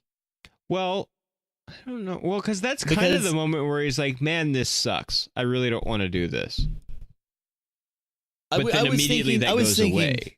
I was thinking the scene when he's sitting in the chair and he's almost pleading with Santino not to do this. I think that was more acceptable, because Wick's a man of few words. Yeah. And so him not really saying anything is something I kind of expect. Now, we don't receive that whenever Lawrence Fishburne, whenever his character is introduced, because he really does talk to him. Yeah. I don't care that much for Lawrence Fishburne's. I don't know if it's his character, if it's his acting or what, but he's really super broad, and he's the only character like that in the movie. So, well, I didn't have a problem with. I don't have a problem with that, simply because he's one of the few who lived from Wick and could tell the tale, and here's Wick right here in front of him. Yeah, but I guess, but regardless, he has that someone get this man a gun, and it's like, what are you doing right now? He got him a very nice gun. He got him a much too expensive gun. And also I was disappointed, and I actively crossed my arms in the theater when the sommelier said, "I think you'll enjoy the Glocks," and I'm like, really? But then you can see that John has been totally spoiled by having 15 rounds in a magazine, because he gets the 1911 that has 7, which, to be fair, he could have 8 in, because you can chamber one and still have 7. It's about that. I know it's the $7 million, but when he picks them up from people, he can have 8, because he uses like 4 bullets a person and runs it out over and over and over, and he really wastes bullets in that fight in the museum, which you don't have to, now, because that's a 45 is going to knock someone down. Yes. You don't have to put 3 in them like you do with a stupid Glock. Well, unless it's a 45, I understand there is a Glock that is a 45 or a 40, especially is the more common one, but still. Well, I think this is a moment where we can share that that Kimber ACP. Mm-hmm. I've actually fired that model that he was using. It is a very, very nice gun. It's very nice. And it's very expensive. And it is godly expensive. Oh my god! Like, whenever I was firing it, the guy who owned it, he's like, "Yeah, you know how much that is?" And I was like, "What?" And he told me, and I was like, "Holy shit, bro!" Yeah. But, I mean, now, I will say that it is not sufficiently better than maybe a Taurus 1911 or various other different things to be as much as more expensive as it is. Now, with that, yes, having the 45, there was no reason to shoot them as many times. So that I'm going to agree with you on, because even like, sitting there and counting, because I was counting, and it's like, okay, he wasted 4 rounds on one, he would waste 3 rounds in another, and I can understand shooting one in the leg to knock him down, and then shooting him in the head. Like, okay, so that's 2 rounds, one to make it easy to hit him, and the second round to finish him off. That's fine. Especially since we've already set up the whole, if they're wearing a suit, it's probably not going to kill them kind of thing. Maybe. So, I'm not really clear on that. I'm not sure how many people actually have the bulletproof suit. We know that the guy that guards the councilwoman is, like, his suit is, and Wick's is, but I don't know if they're really all that common. I did like that scene where he was having the suit tailored. Well, yeah. Well, they can't be, because he couldn't shoot him in the knee, because that would be armored too, wouldn't it? Or is it just the jacket? Maybe, I'm not sure. I don't know. Yeah, I was kind of like, what do you mean? What style? You're in Italy. Yeah, it's going to be an Italian cut suit. But yeah, and I did notice that the scene with the sommelier is not the same as it is in the trailer. They did really tone down the food metaphors, which I was appreciative of. Yes. Yeah, because that bothered the heck out of me in the trailer, where I was like, you're taking the dinner for 12 stuff from the... That was actually the only people that were major characters that were still alive at the end of 1 that didn't come back as the cleaner guy. Yeah. But they're not back home, so I don't think he is immediate for the service. Second half of the movie. He's in New York, and he goes to the Lawrence Fishburne's place where they're shoving dead bodies in the furnace. And I thought that was going to be where the cleaning guys were, but they weren't. So that's the only people. I'll give you that see. one. That's a good point. I did notice that the people in New York largely don't care that a gunfight is happening, and that there are no police. Apparently, now you do hear sirens at one point, but there's a lot of killing going on with no police around in like subway stations and things. Like, there's TSA in the subway stations now. I didn't have so much of a problem with not having the police as much as I had a problem, because I know that they're using silencers. My problem was where they got the silencers, the suppressors. I don't give a shit. Where did they get it's those? It's a movie. They can be silencers. They're not real. But that was the thing that got me, is because I knew that the character that Common's playing, like him, I knew there was a chance that he could have one, simply because we do not know his arsenal. But whenever we were looking through Wick's arsenal, I do not remember seeing one. No, we never saw one. And so him just having one is kind of what got me. And he kind of has it in the middle of a scene, too. Yeah, and so whenever they're kind of popping at each other as they're walking down, Wick's on the ground, Common's up one, like when they're doing that I didn't have so much of a problem with because everything's going to be loud, noisy. You're not going to hear that. Yeah, well, there's still columns exploding, like holes getting shot in them, and maybe somebody would notice that. The moment that's really what I was thinking. The public using guns in public that really turned me away from John was when they're at the Rockefeller Center fountain and they were shooting across each other. They were shooting across it when they can't see, and we know that there's a crowd on both sides. So John is just shooting blind into a crowd of regular people. And that's inexcusable because he's never done anything like that. Like he even gave the one of the guards a night off in the first one so that he didn't have to die because he had a relationship with him. Like he's not going to blindly fire into a crowd across a fountain. Yeah. Because I would say it's like that little collection of clips. That was the only real part that bothered me because I noticed the discrepancies. Yeah. Well, yeah, it for sure gets worse in those parts. Yeah. Now, because that's the thing is, I think you have an issue with the way people made choices because I have an issue with a lot of things. But yeah. But I have an issue with like the discrepancies in the what's that word? Continuity. Continuity. I have issues with the continuity because I noticed there'd be these little bits and pieces that didn't match up whenever they'd go from this part to this part. Now, I think the whole bulletproof suit. The reason it didn't bother me is because when he was in the tunnel and he was getting pelted, you don't really see an effect from that. But later on, whenever he was getting involved as he's running away, they've already put the $7 million bounty on him. At that point, every time he has an interaction with somebody, you can see him slowly getting drained. Yeah, but that's more from the effort than because he's fighting one guy at a time, and so it's all up close, and he's usually having to fight him hand to hand as well as with guns. And that's I don't like the whole bruising bit because if he's just bruising, you wouldn't have seen it underneath the white shirt. So we did see him bleed, like we did see that, and so whenever the whole. Dropping the coin in the homeless man's cup because there's no real homeless people in New York because they all work for apparently that kind of blew my mind. Like I was leaving the theater and like whenever you drive through town, every so often you'll notice a homeless person on the corner, and I'm just thinking, I wonder if that guy's one of them. It kind of gave me that little fun thought. But whenever he wakes back up, they're pumping fluids into him because he's been bleeding. So I think that's what they were trying to do is they were trying to humanize him in this one. And, they're showing him like as time goes on, he is getting weaker because you have all these people just beating him. Well, and so I didn't have a problem with the suit because it's not like someone shot him point blank and he's like, like you see him in pain. And so I think that I think that kind of helps provide a little bit of balance. So I didn't have an issue with that.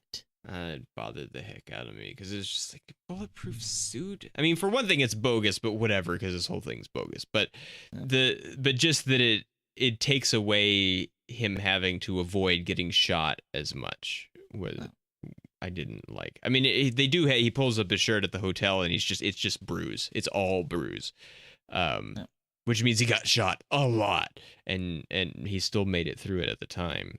Especially in the back. Oh my God. Yeah, well, because he would be running away, reloading his guns or whatever, and he's just getting what should be gunned to the ground, but he's not because you know what?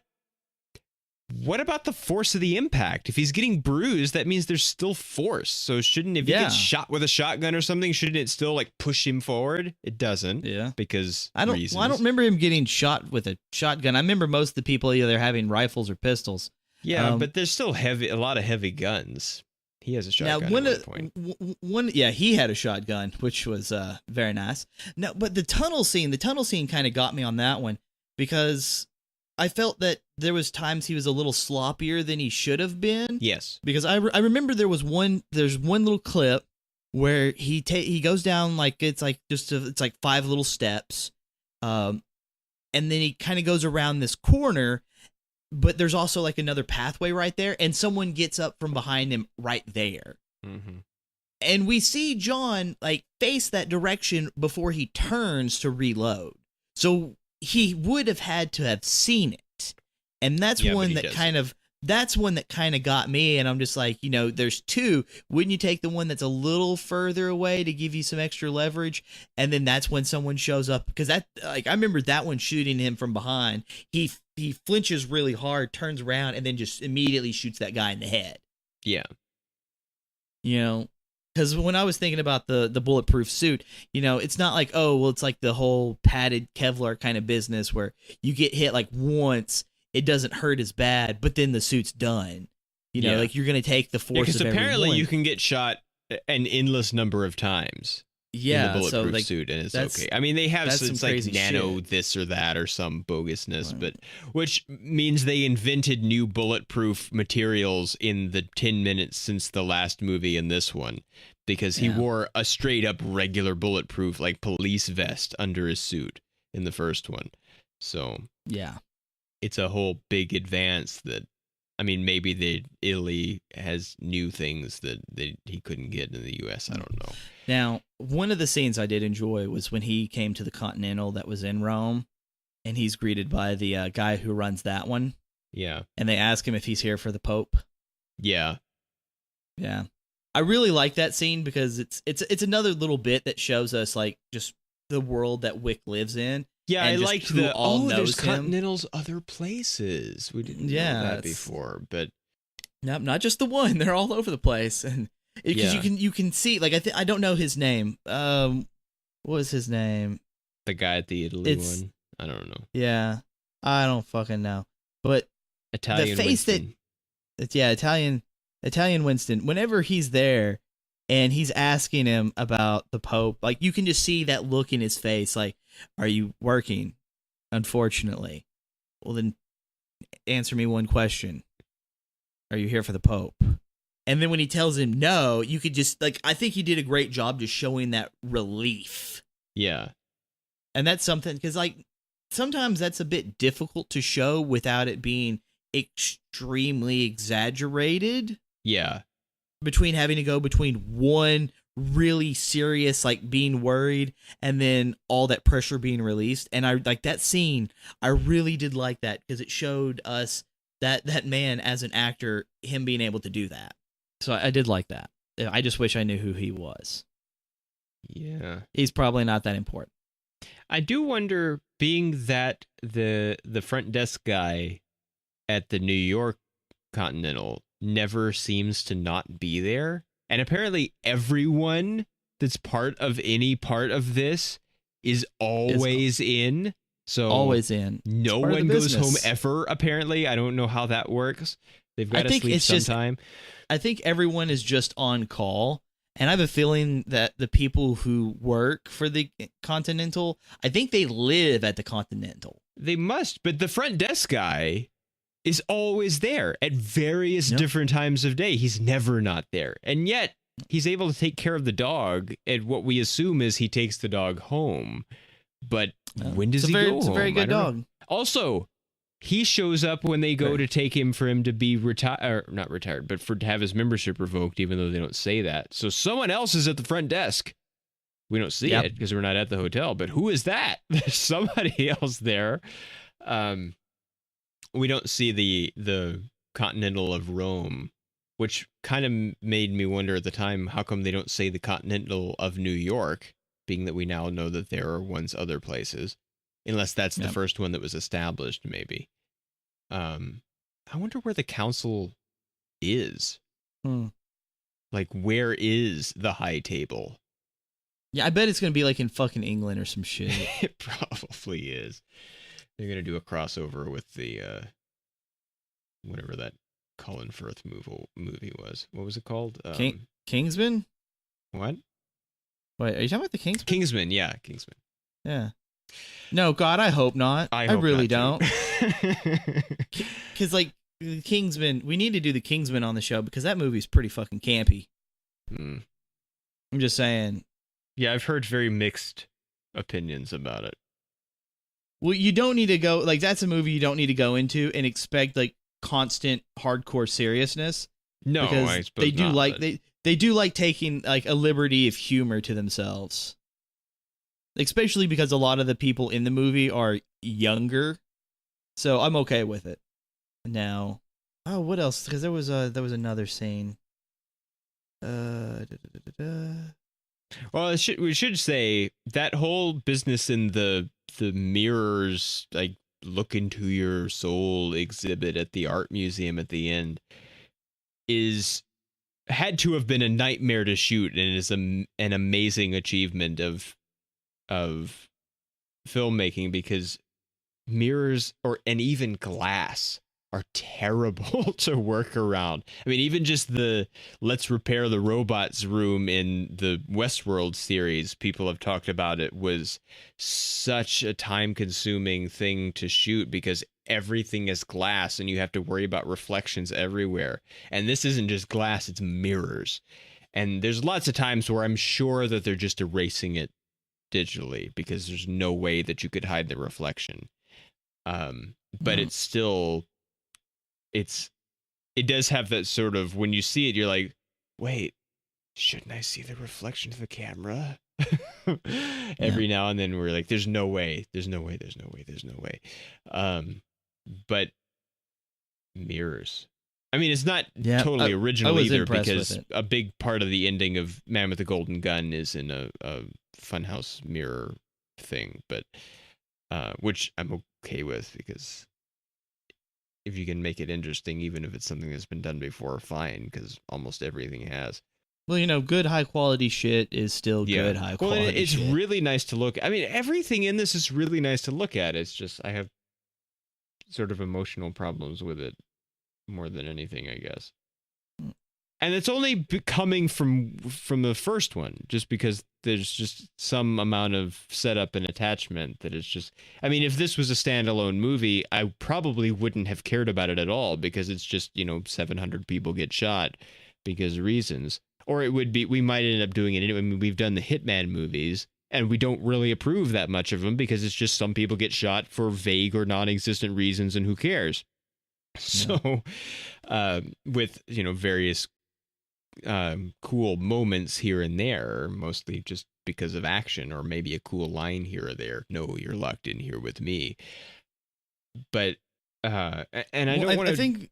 I think the biggest difference is at least within the Hitman movies, there's not a lot to go off of. Like, there's not emotion, there's not depth, and the plot line itself is kind of weak. While this one, they tried making the plot line more, and just didn't do a good... But I think it's still weak. Yeah, like they just didn't do a good enough job at it. Because, when the movie sets you up where you're going to fail no matter what, it is a little hard to get invested into it. But at the same time, if that's the route they're going to go, well, they've already went there. Because granted, I would have preferred if he would have had a way out. Like, I would have preferred if there was a way out. Like, if anything, I don't want to see it from the beginning, like, oh, there's the escape hatch, but he's John Wick. Like, he's got to find a way out, and it can't just be, I'll kill everyone who comes near, because that's not interesting. Well, see, I didn't care about that. That's supposed to be a one-liner because Wick is going to kill everybody because he's John Wick, and we all know he can't. And that's not the problem. He can, but that doesn't mean that he should want to, or that I should care whether he does or not. Well, that's also not part of the problem. The problem is they set up this whole thing, and all he had to do was grab the guy by the face, drag him outside, shoot him in the streets. Maybe. I don't know if that counts. Because that's the thing, is like, he's not supposed to do any of the business. Well, if you just drag his ass outside, you're not doing the business on the inside. You did the business on the street. I think dragging might be considered business, though, especially if it's dragging someone in order to shoot them. I think that falls under the rules, probably. It just might. But all they did was they just gave us a blank. He shot him in the face at the table in the little dining area of the hotel, and we know immediately that's breaking the rules. Like there's no way around it. It's not like when he was fighting the other guy and they just accidentally round up into the hotel. It's not like that. Which I did like. I did like when that happened, when they eventually just end up crashing into the hotel, and then they're like, Now, see, I expected that to happen because we could tell Wick was running away. Yeah, so he was trying to get back to the hotel, but but still, it was like it was still kind of neat that they were like, all right, we'll have a drink because what else are we gonna do? We can't fight anymore right now until we go outside, so we'll follow the rules. I mean, and I'm perfectly okay with him shooting the guy in the head in the hotel. I just want him to have the real, because it's what he should do. Because that's the only thing for him to do. If he did anything else, it would be false. But he should just get the punishment. Like, there should be no opportunity for John Wick Chapter 3. He should get killed as a result of breaking the rules like everybody else, and that should be it. And that ties up everything neatly. But that's not how they make movies. They make movies intending to make other movies. That's the problem, though, is he's there, and if they're supposed to kill him immediately, he's already got gun in hand. Who's to say he's not? But when the time comes, I don't want to go over that again because we've already talked about it. But it's just, I'm saying I think your time sense is off, and that's why I'm okay with the whole I'm going to give you an hour to run away. But he was told he was given when whatever her name was. Had her membership revoked, she was given no warning and no opportunity to run away. And as far as we're told from the little bit that we get, she's not as good as John, but she's still one of the best, which is why she was given the job to try to kill him, because they thought maybe she'll have a chance. And I mean, she's doing it for the money, but he sort of nods at her and acknowledges that she exists in the lobby, and they have sort of a like, oh, okay, like we both recognize that each other are important here. And so that she gets no opportunity to escape and he does is I don't want, but the problem is by the time we get to that point, I don't want him to escape anymore because he's both because he's in an impossible situation that he'll never get out of, and I don't want him to spend the rest of whatever time he has left just killing the next person to come through the door and the next person and the next person and the next person. But also because I don't really like him that much anymore because he blind fired through a fountain and because he didn't just take the opportunity to escape or to just run and just get killed. Like, it's fine. It's over. I'm not going to do this anymore. I tried to retire. You won't let me. I'll just let you retire me because this is over because I've got nothing left because he doesn't have anything left. And just continuing to stay alive out of desperation is just sort of, it takes him to a sort of base instinct kind of thing that it takes away the human part that was there before. And well, isn't that what he was supposed to have been? Well, I guess, but that's just, it's not what he was before. I mean, if he was just an animal, he wouldn't care that his dog got killed or that his wife died or that he should honor his blood oath or that the rules matter. The guy says the animal, the only thing that separates us from the animals is the rules. And so then I understand when he breaks the rules, then now he's just an animal. But then I've already almost lost interest before that. And then by that point, I for sure have, because what do I care? Now he's just an animal. And I mean, I'm not trying to make this a more serious thing than it is, because I know that it's just a ridiculous action movie, but it didn't have to be. And the first one's not, even in its limited depth of story, because it works in this, oh, here's this extra, it hints at enough that it builds a larger world without overselling it or without trying too hard or without ever anybody saying, this is how things are. And in this one, they still really don't say this is how things are, but they imply that there are more things than we knew there were before. But then they just strip away the emotional element of it that was there in one. And so all you're left with is just hundreds of people get killed for reasons. And that's fine, but it's just much less, if that's what you want. And I already said I really like the Fast and Furious movies, and most of that is just action, even though there's like, no, we're family stuff, that a lot of that is like, really?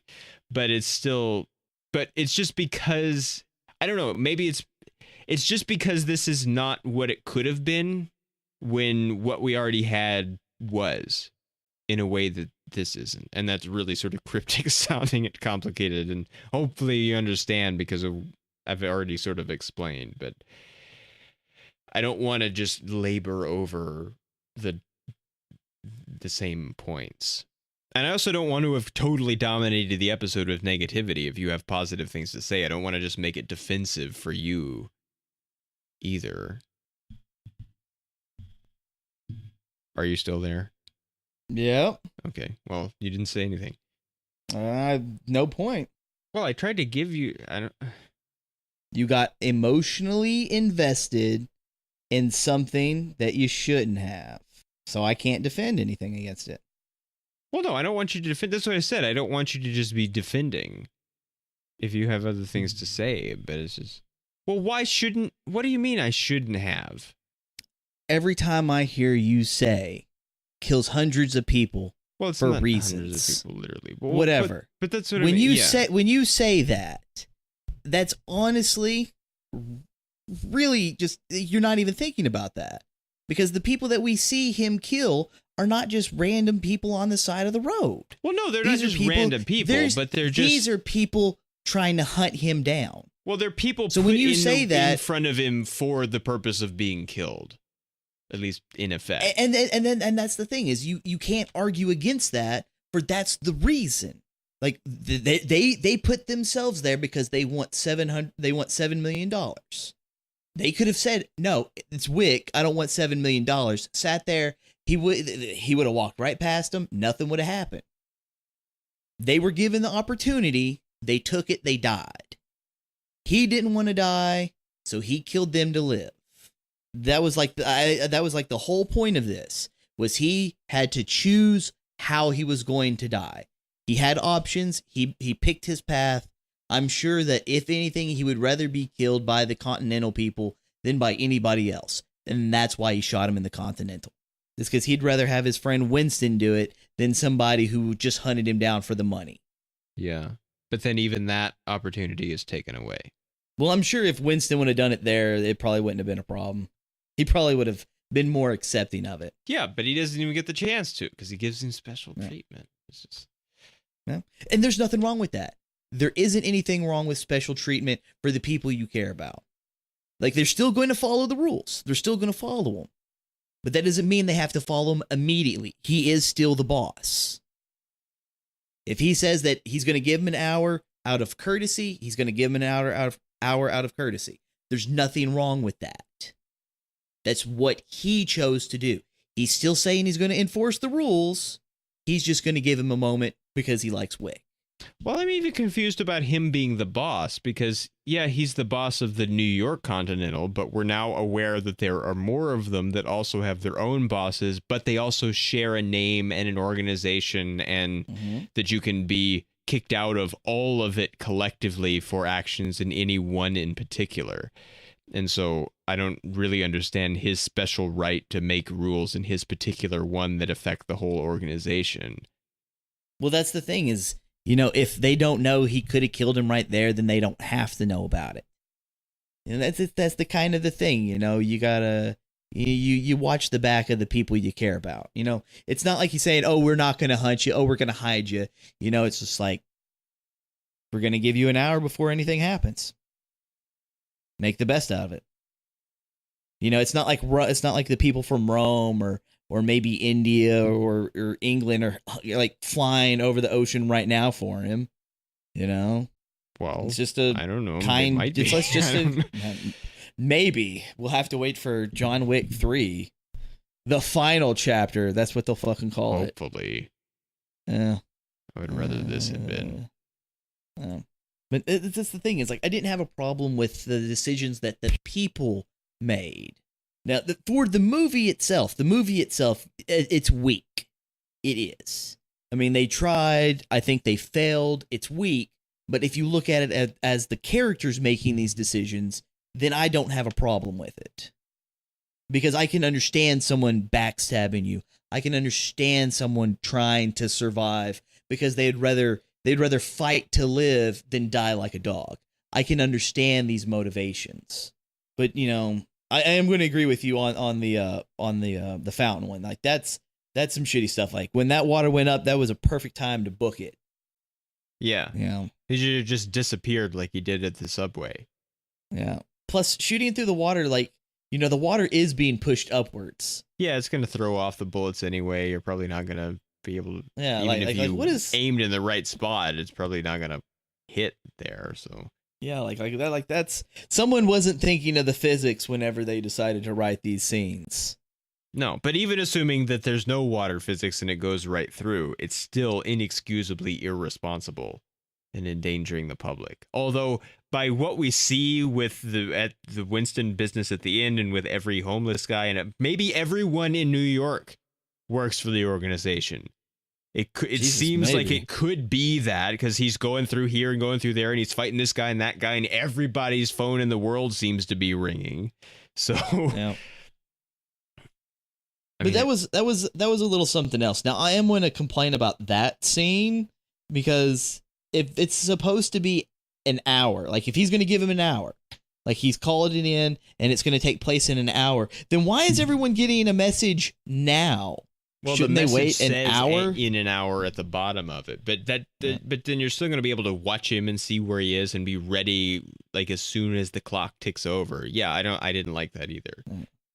I just felt that was a little bit off. Yeah, they should hold the message until the hour and then send it. Because you got tons of people who don't fucking read and they'll only see, oh, Wick excommunicated. All right, they're not gonna bother looking down at the bottom. It says 1 fucking hour.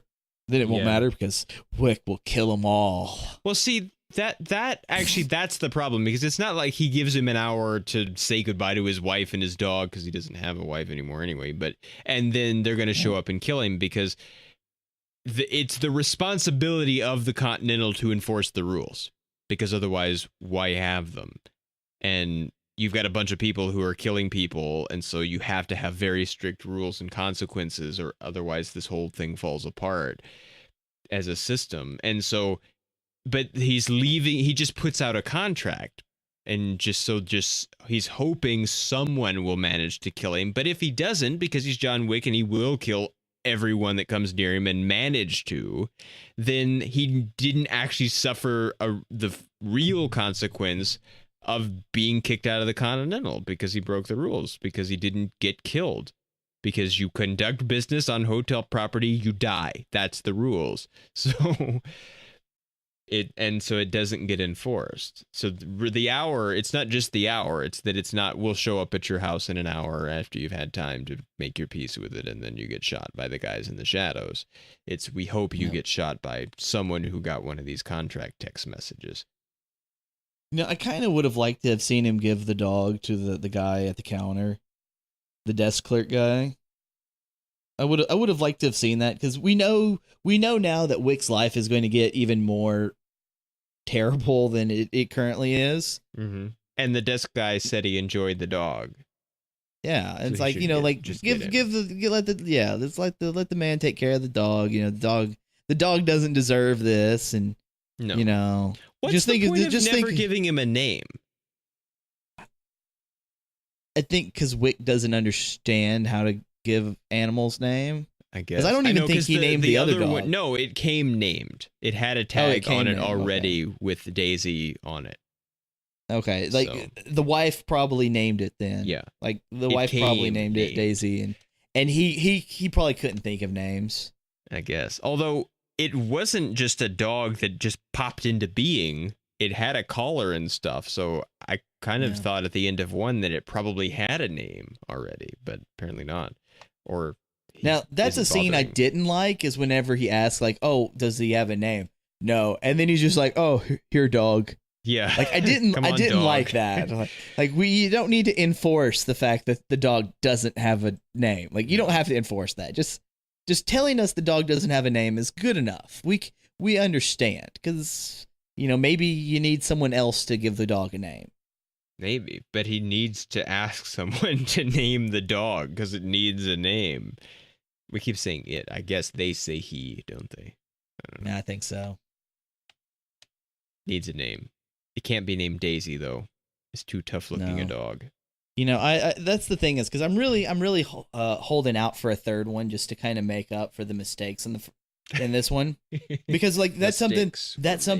Yeah, because that's something I'd like to see. Is I'd like to see John give the dog to the guy at the counter, and then, it's like, did you give him a name? No, I never did, but, you name him. He's yours now. And then, like, after John, just runs off again, I'd like to see him name the dog John.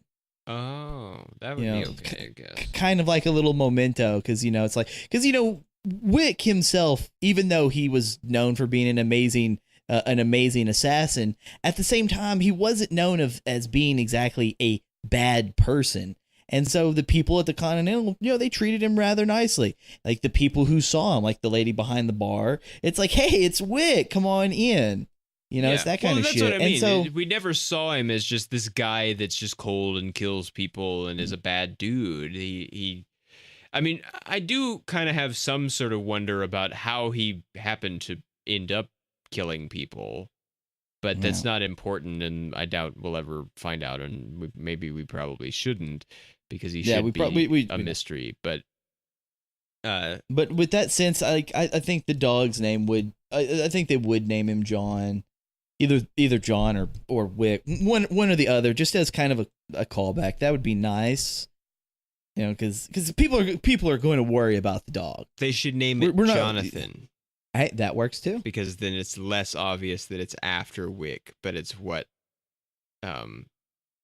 Winston calls him, which is weird, because typically Jonathan is not spelled with an H in the John part, but no one but him ever calls him Jonathan. But when we see it written as John, it's John with an H, like it's just John. Also, they do still continue on with the stylized subtitles thing, which I guess makes it consistent, but I didn't like it in the first one, so I continue to not like it. And there's much more subtitles, I think, because there's people speaking other languages, more than one other language this time, not just Russian. And she's doing sign language, and so that's subtitled, and there's lots of subtitling happening. Sometimes people are speaking English, but they're at a loud party, and that's subtitled. Lots of subtitles.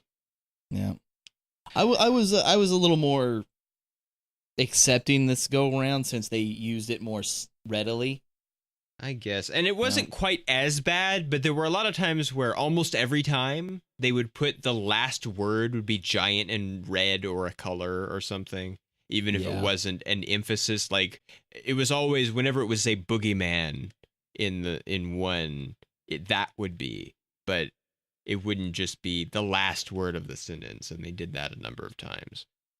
They didn't really sort of like get like wispy smoke and come in and out or anything, but they were still various colors and things. Trying to think if there's anything else. It's hard when there's not any notes. Yeah, exactly.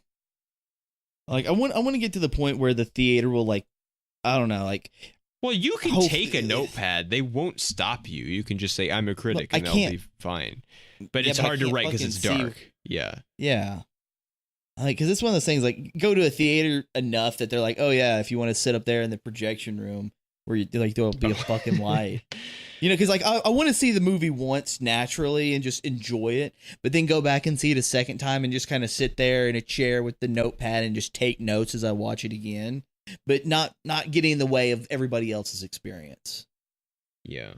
The other loose end that they left for chapter 3 is that he didn't actually kill the guy.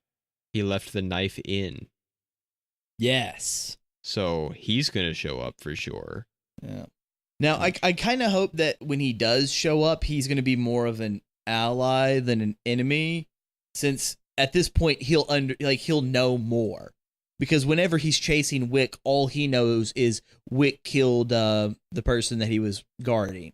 Yeah, which seems to be almost as serious as a blood oath, but yeah, and it's because of that. I think it's like, her brother is the one that forced Wick into doing this. I have a better understanding of why Wick is doing what he's doing now. Because we do see some respect and we do see some loyalty in these movies. And even with the lady that does the sign language, even though she's kind of an ass, at the same time, like when she's dying, she's not like flipping in the bird and saying all kinds of mean shit. Now, maybe we're supposed to take it that way, but at the same time, it's Well, she doesn't look happy about it, but she's also dying, so... Exactly. It's just sit there like, yo, bro, thanks for killing me. I appreciate it. You know? Yeah. It's like, no. But that's what their profession is. Like, they are going to die sooner or later. I mean, even her sign language thing, like, we're never told that she's deaf or anything, but she never speaks and she always signs. But she's still able to, like, be in a gunfight and stuff, so she must... I don't know if... It almost seemed like it was like, okay, we'll give somebody... It's almost like an affectation in speech, where instead of she has a particular accent, she signs, so we can have stylized subtitles. But I don't know. For a second there, I was wondering what you were trying to get at, but I got you now.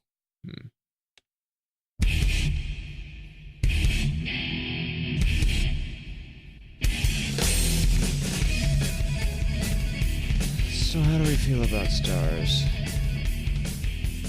I'm gonna give this one 4. I think that the story is not as good written wise as it should have been, and it's gonna rely too much on needing the third one to come out. But everything else I didn't have a problem with. I don't know. I've been struggling between 2 and 3 because it's nice to look at, but otherwise I have apparently major issues. I mean, I do want to be really clear. It's not like I was looking for things to dislike. I just sat there and watched it, and I mean, I'm just reporting the experience that I had, which is what we always do. And so that's just how it happened to hit me. So it may be different for you. It probably will be different for you. It was different for you. So, yeah, my only thing is I don't like stupid people doing stupid things and then bad stuff happening to them because they're stupid. Yeah, it's that kind of thing because it's a loop of stupid. It's a loop of stupid forced events that is unnecessary and caused by bad writing.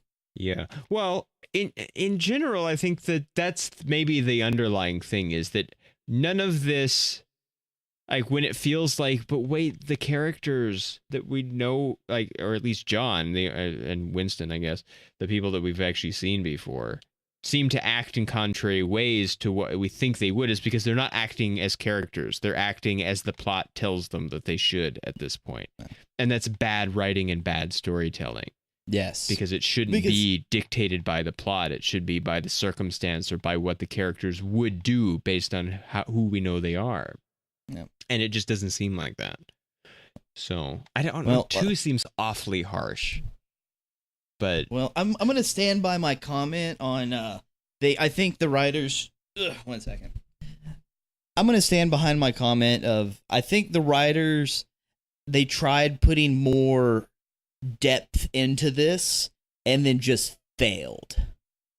I think that's just the biggest issue is they wanted it to be more than a generic hitman kind of revenge story like the first one was, and the stuff that they put into it to make it have that depth is what backfired. Yeah, except that's not what the first one was, because the first one managed to not be that despite it having every opportunity to be.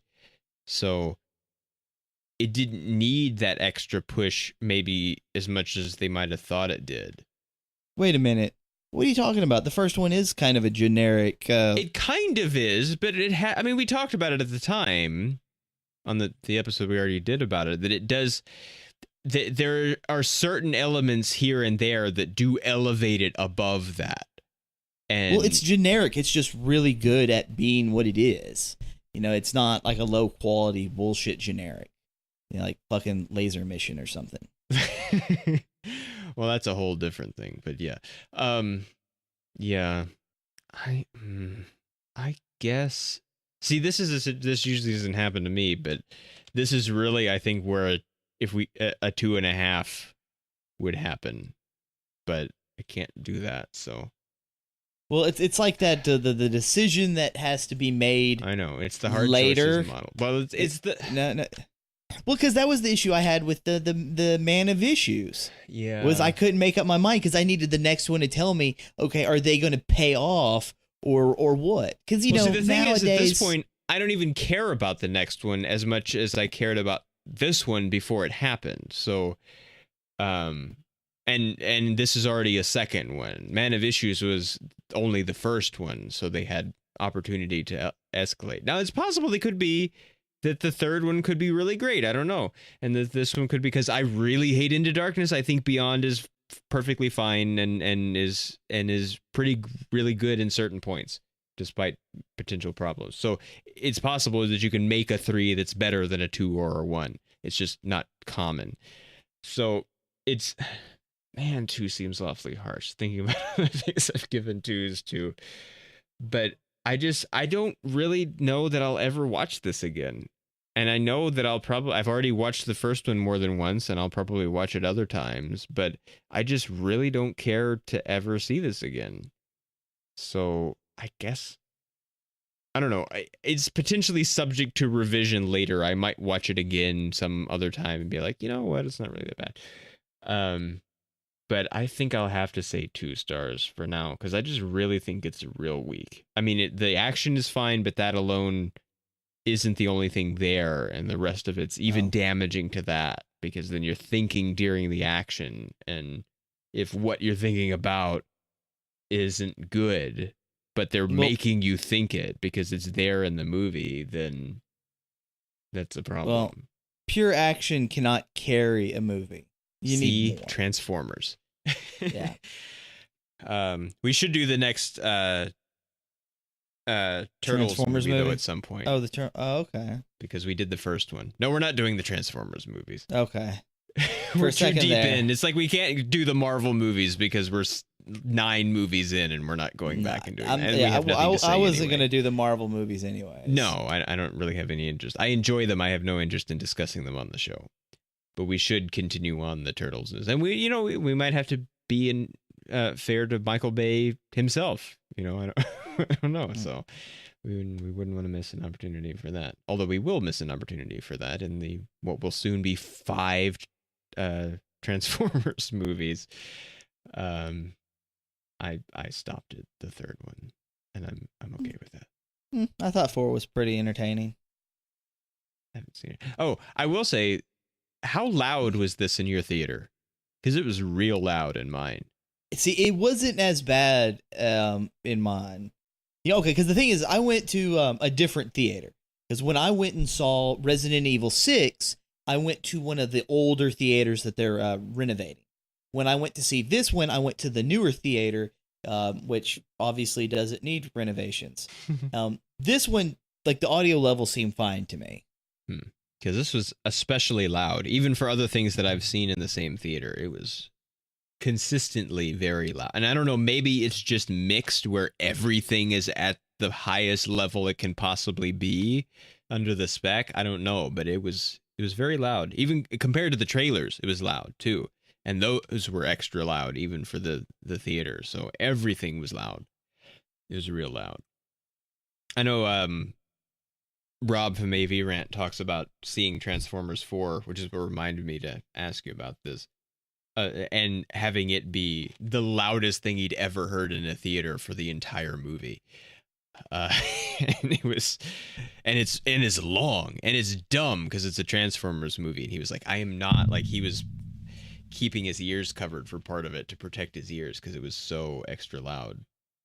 This wasn't quite that bad, but it was pretty loud.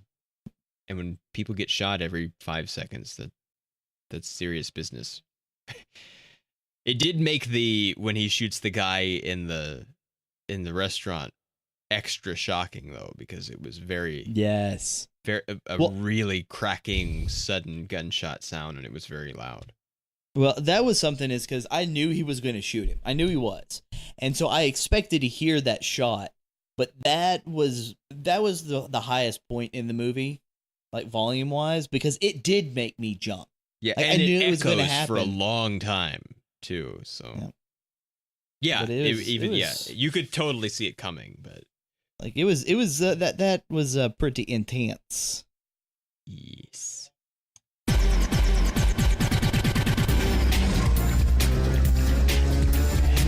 having said a great deal about John Wick Chapter 2 and various other things, that's all we have to say for this week.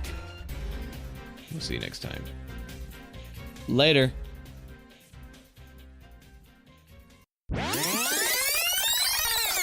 Hey, don't you judge me. I need money. Yes, well. I could use a well full of it. Preferably a big, deep well. Not where money comes from.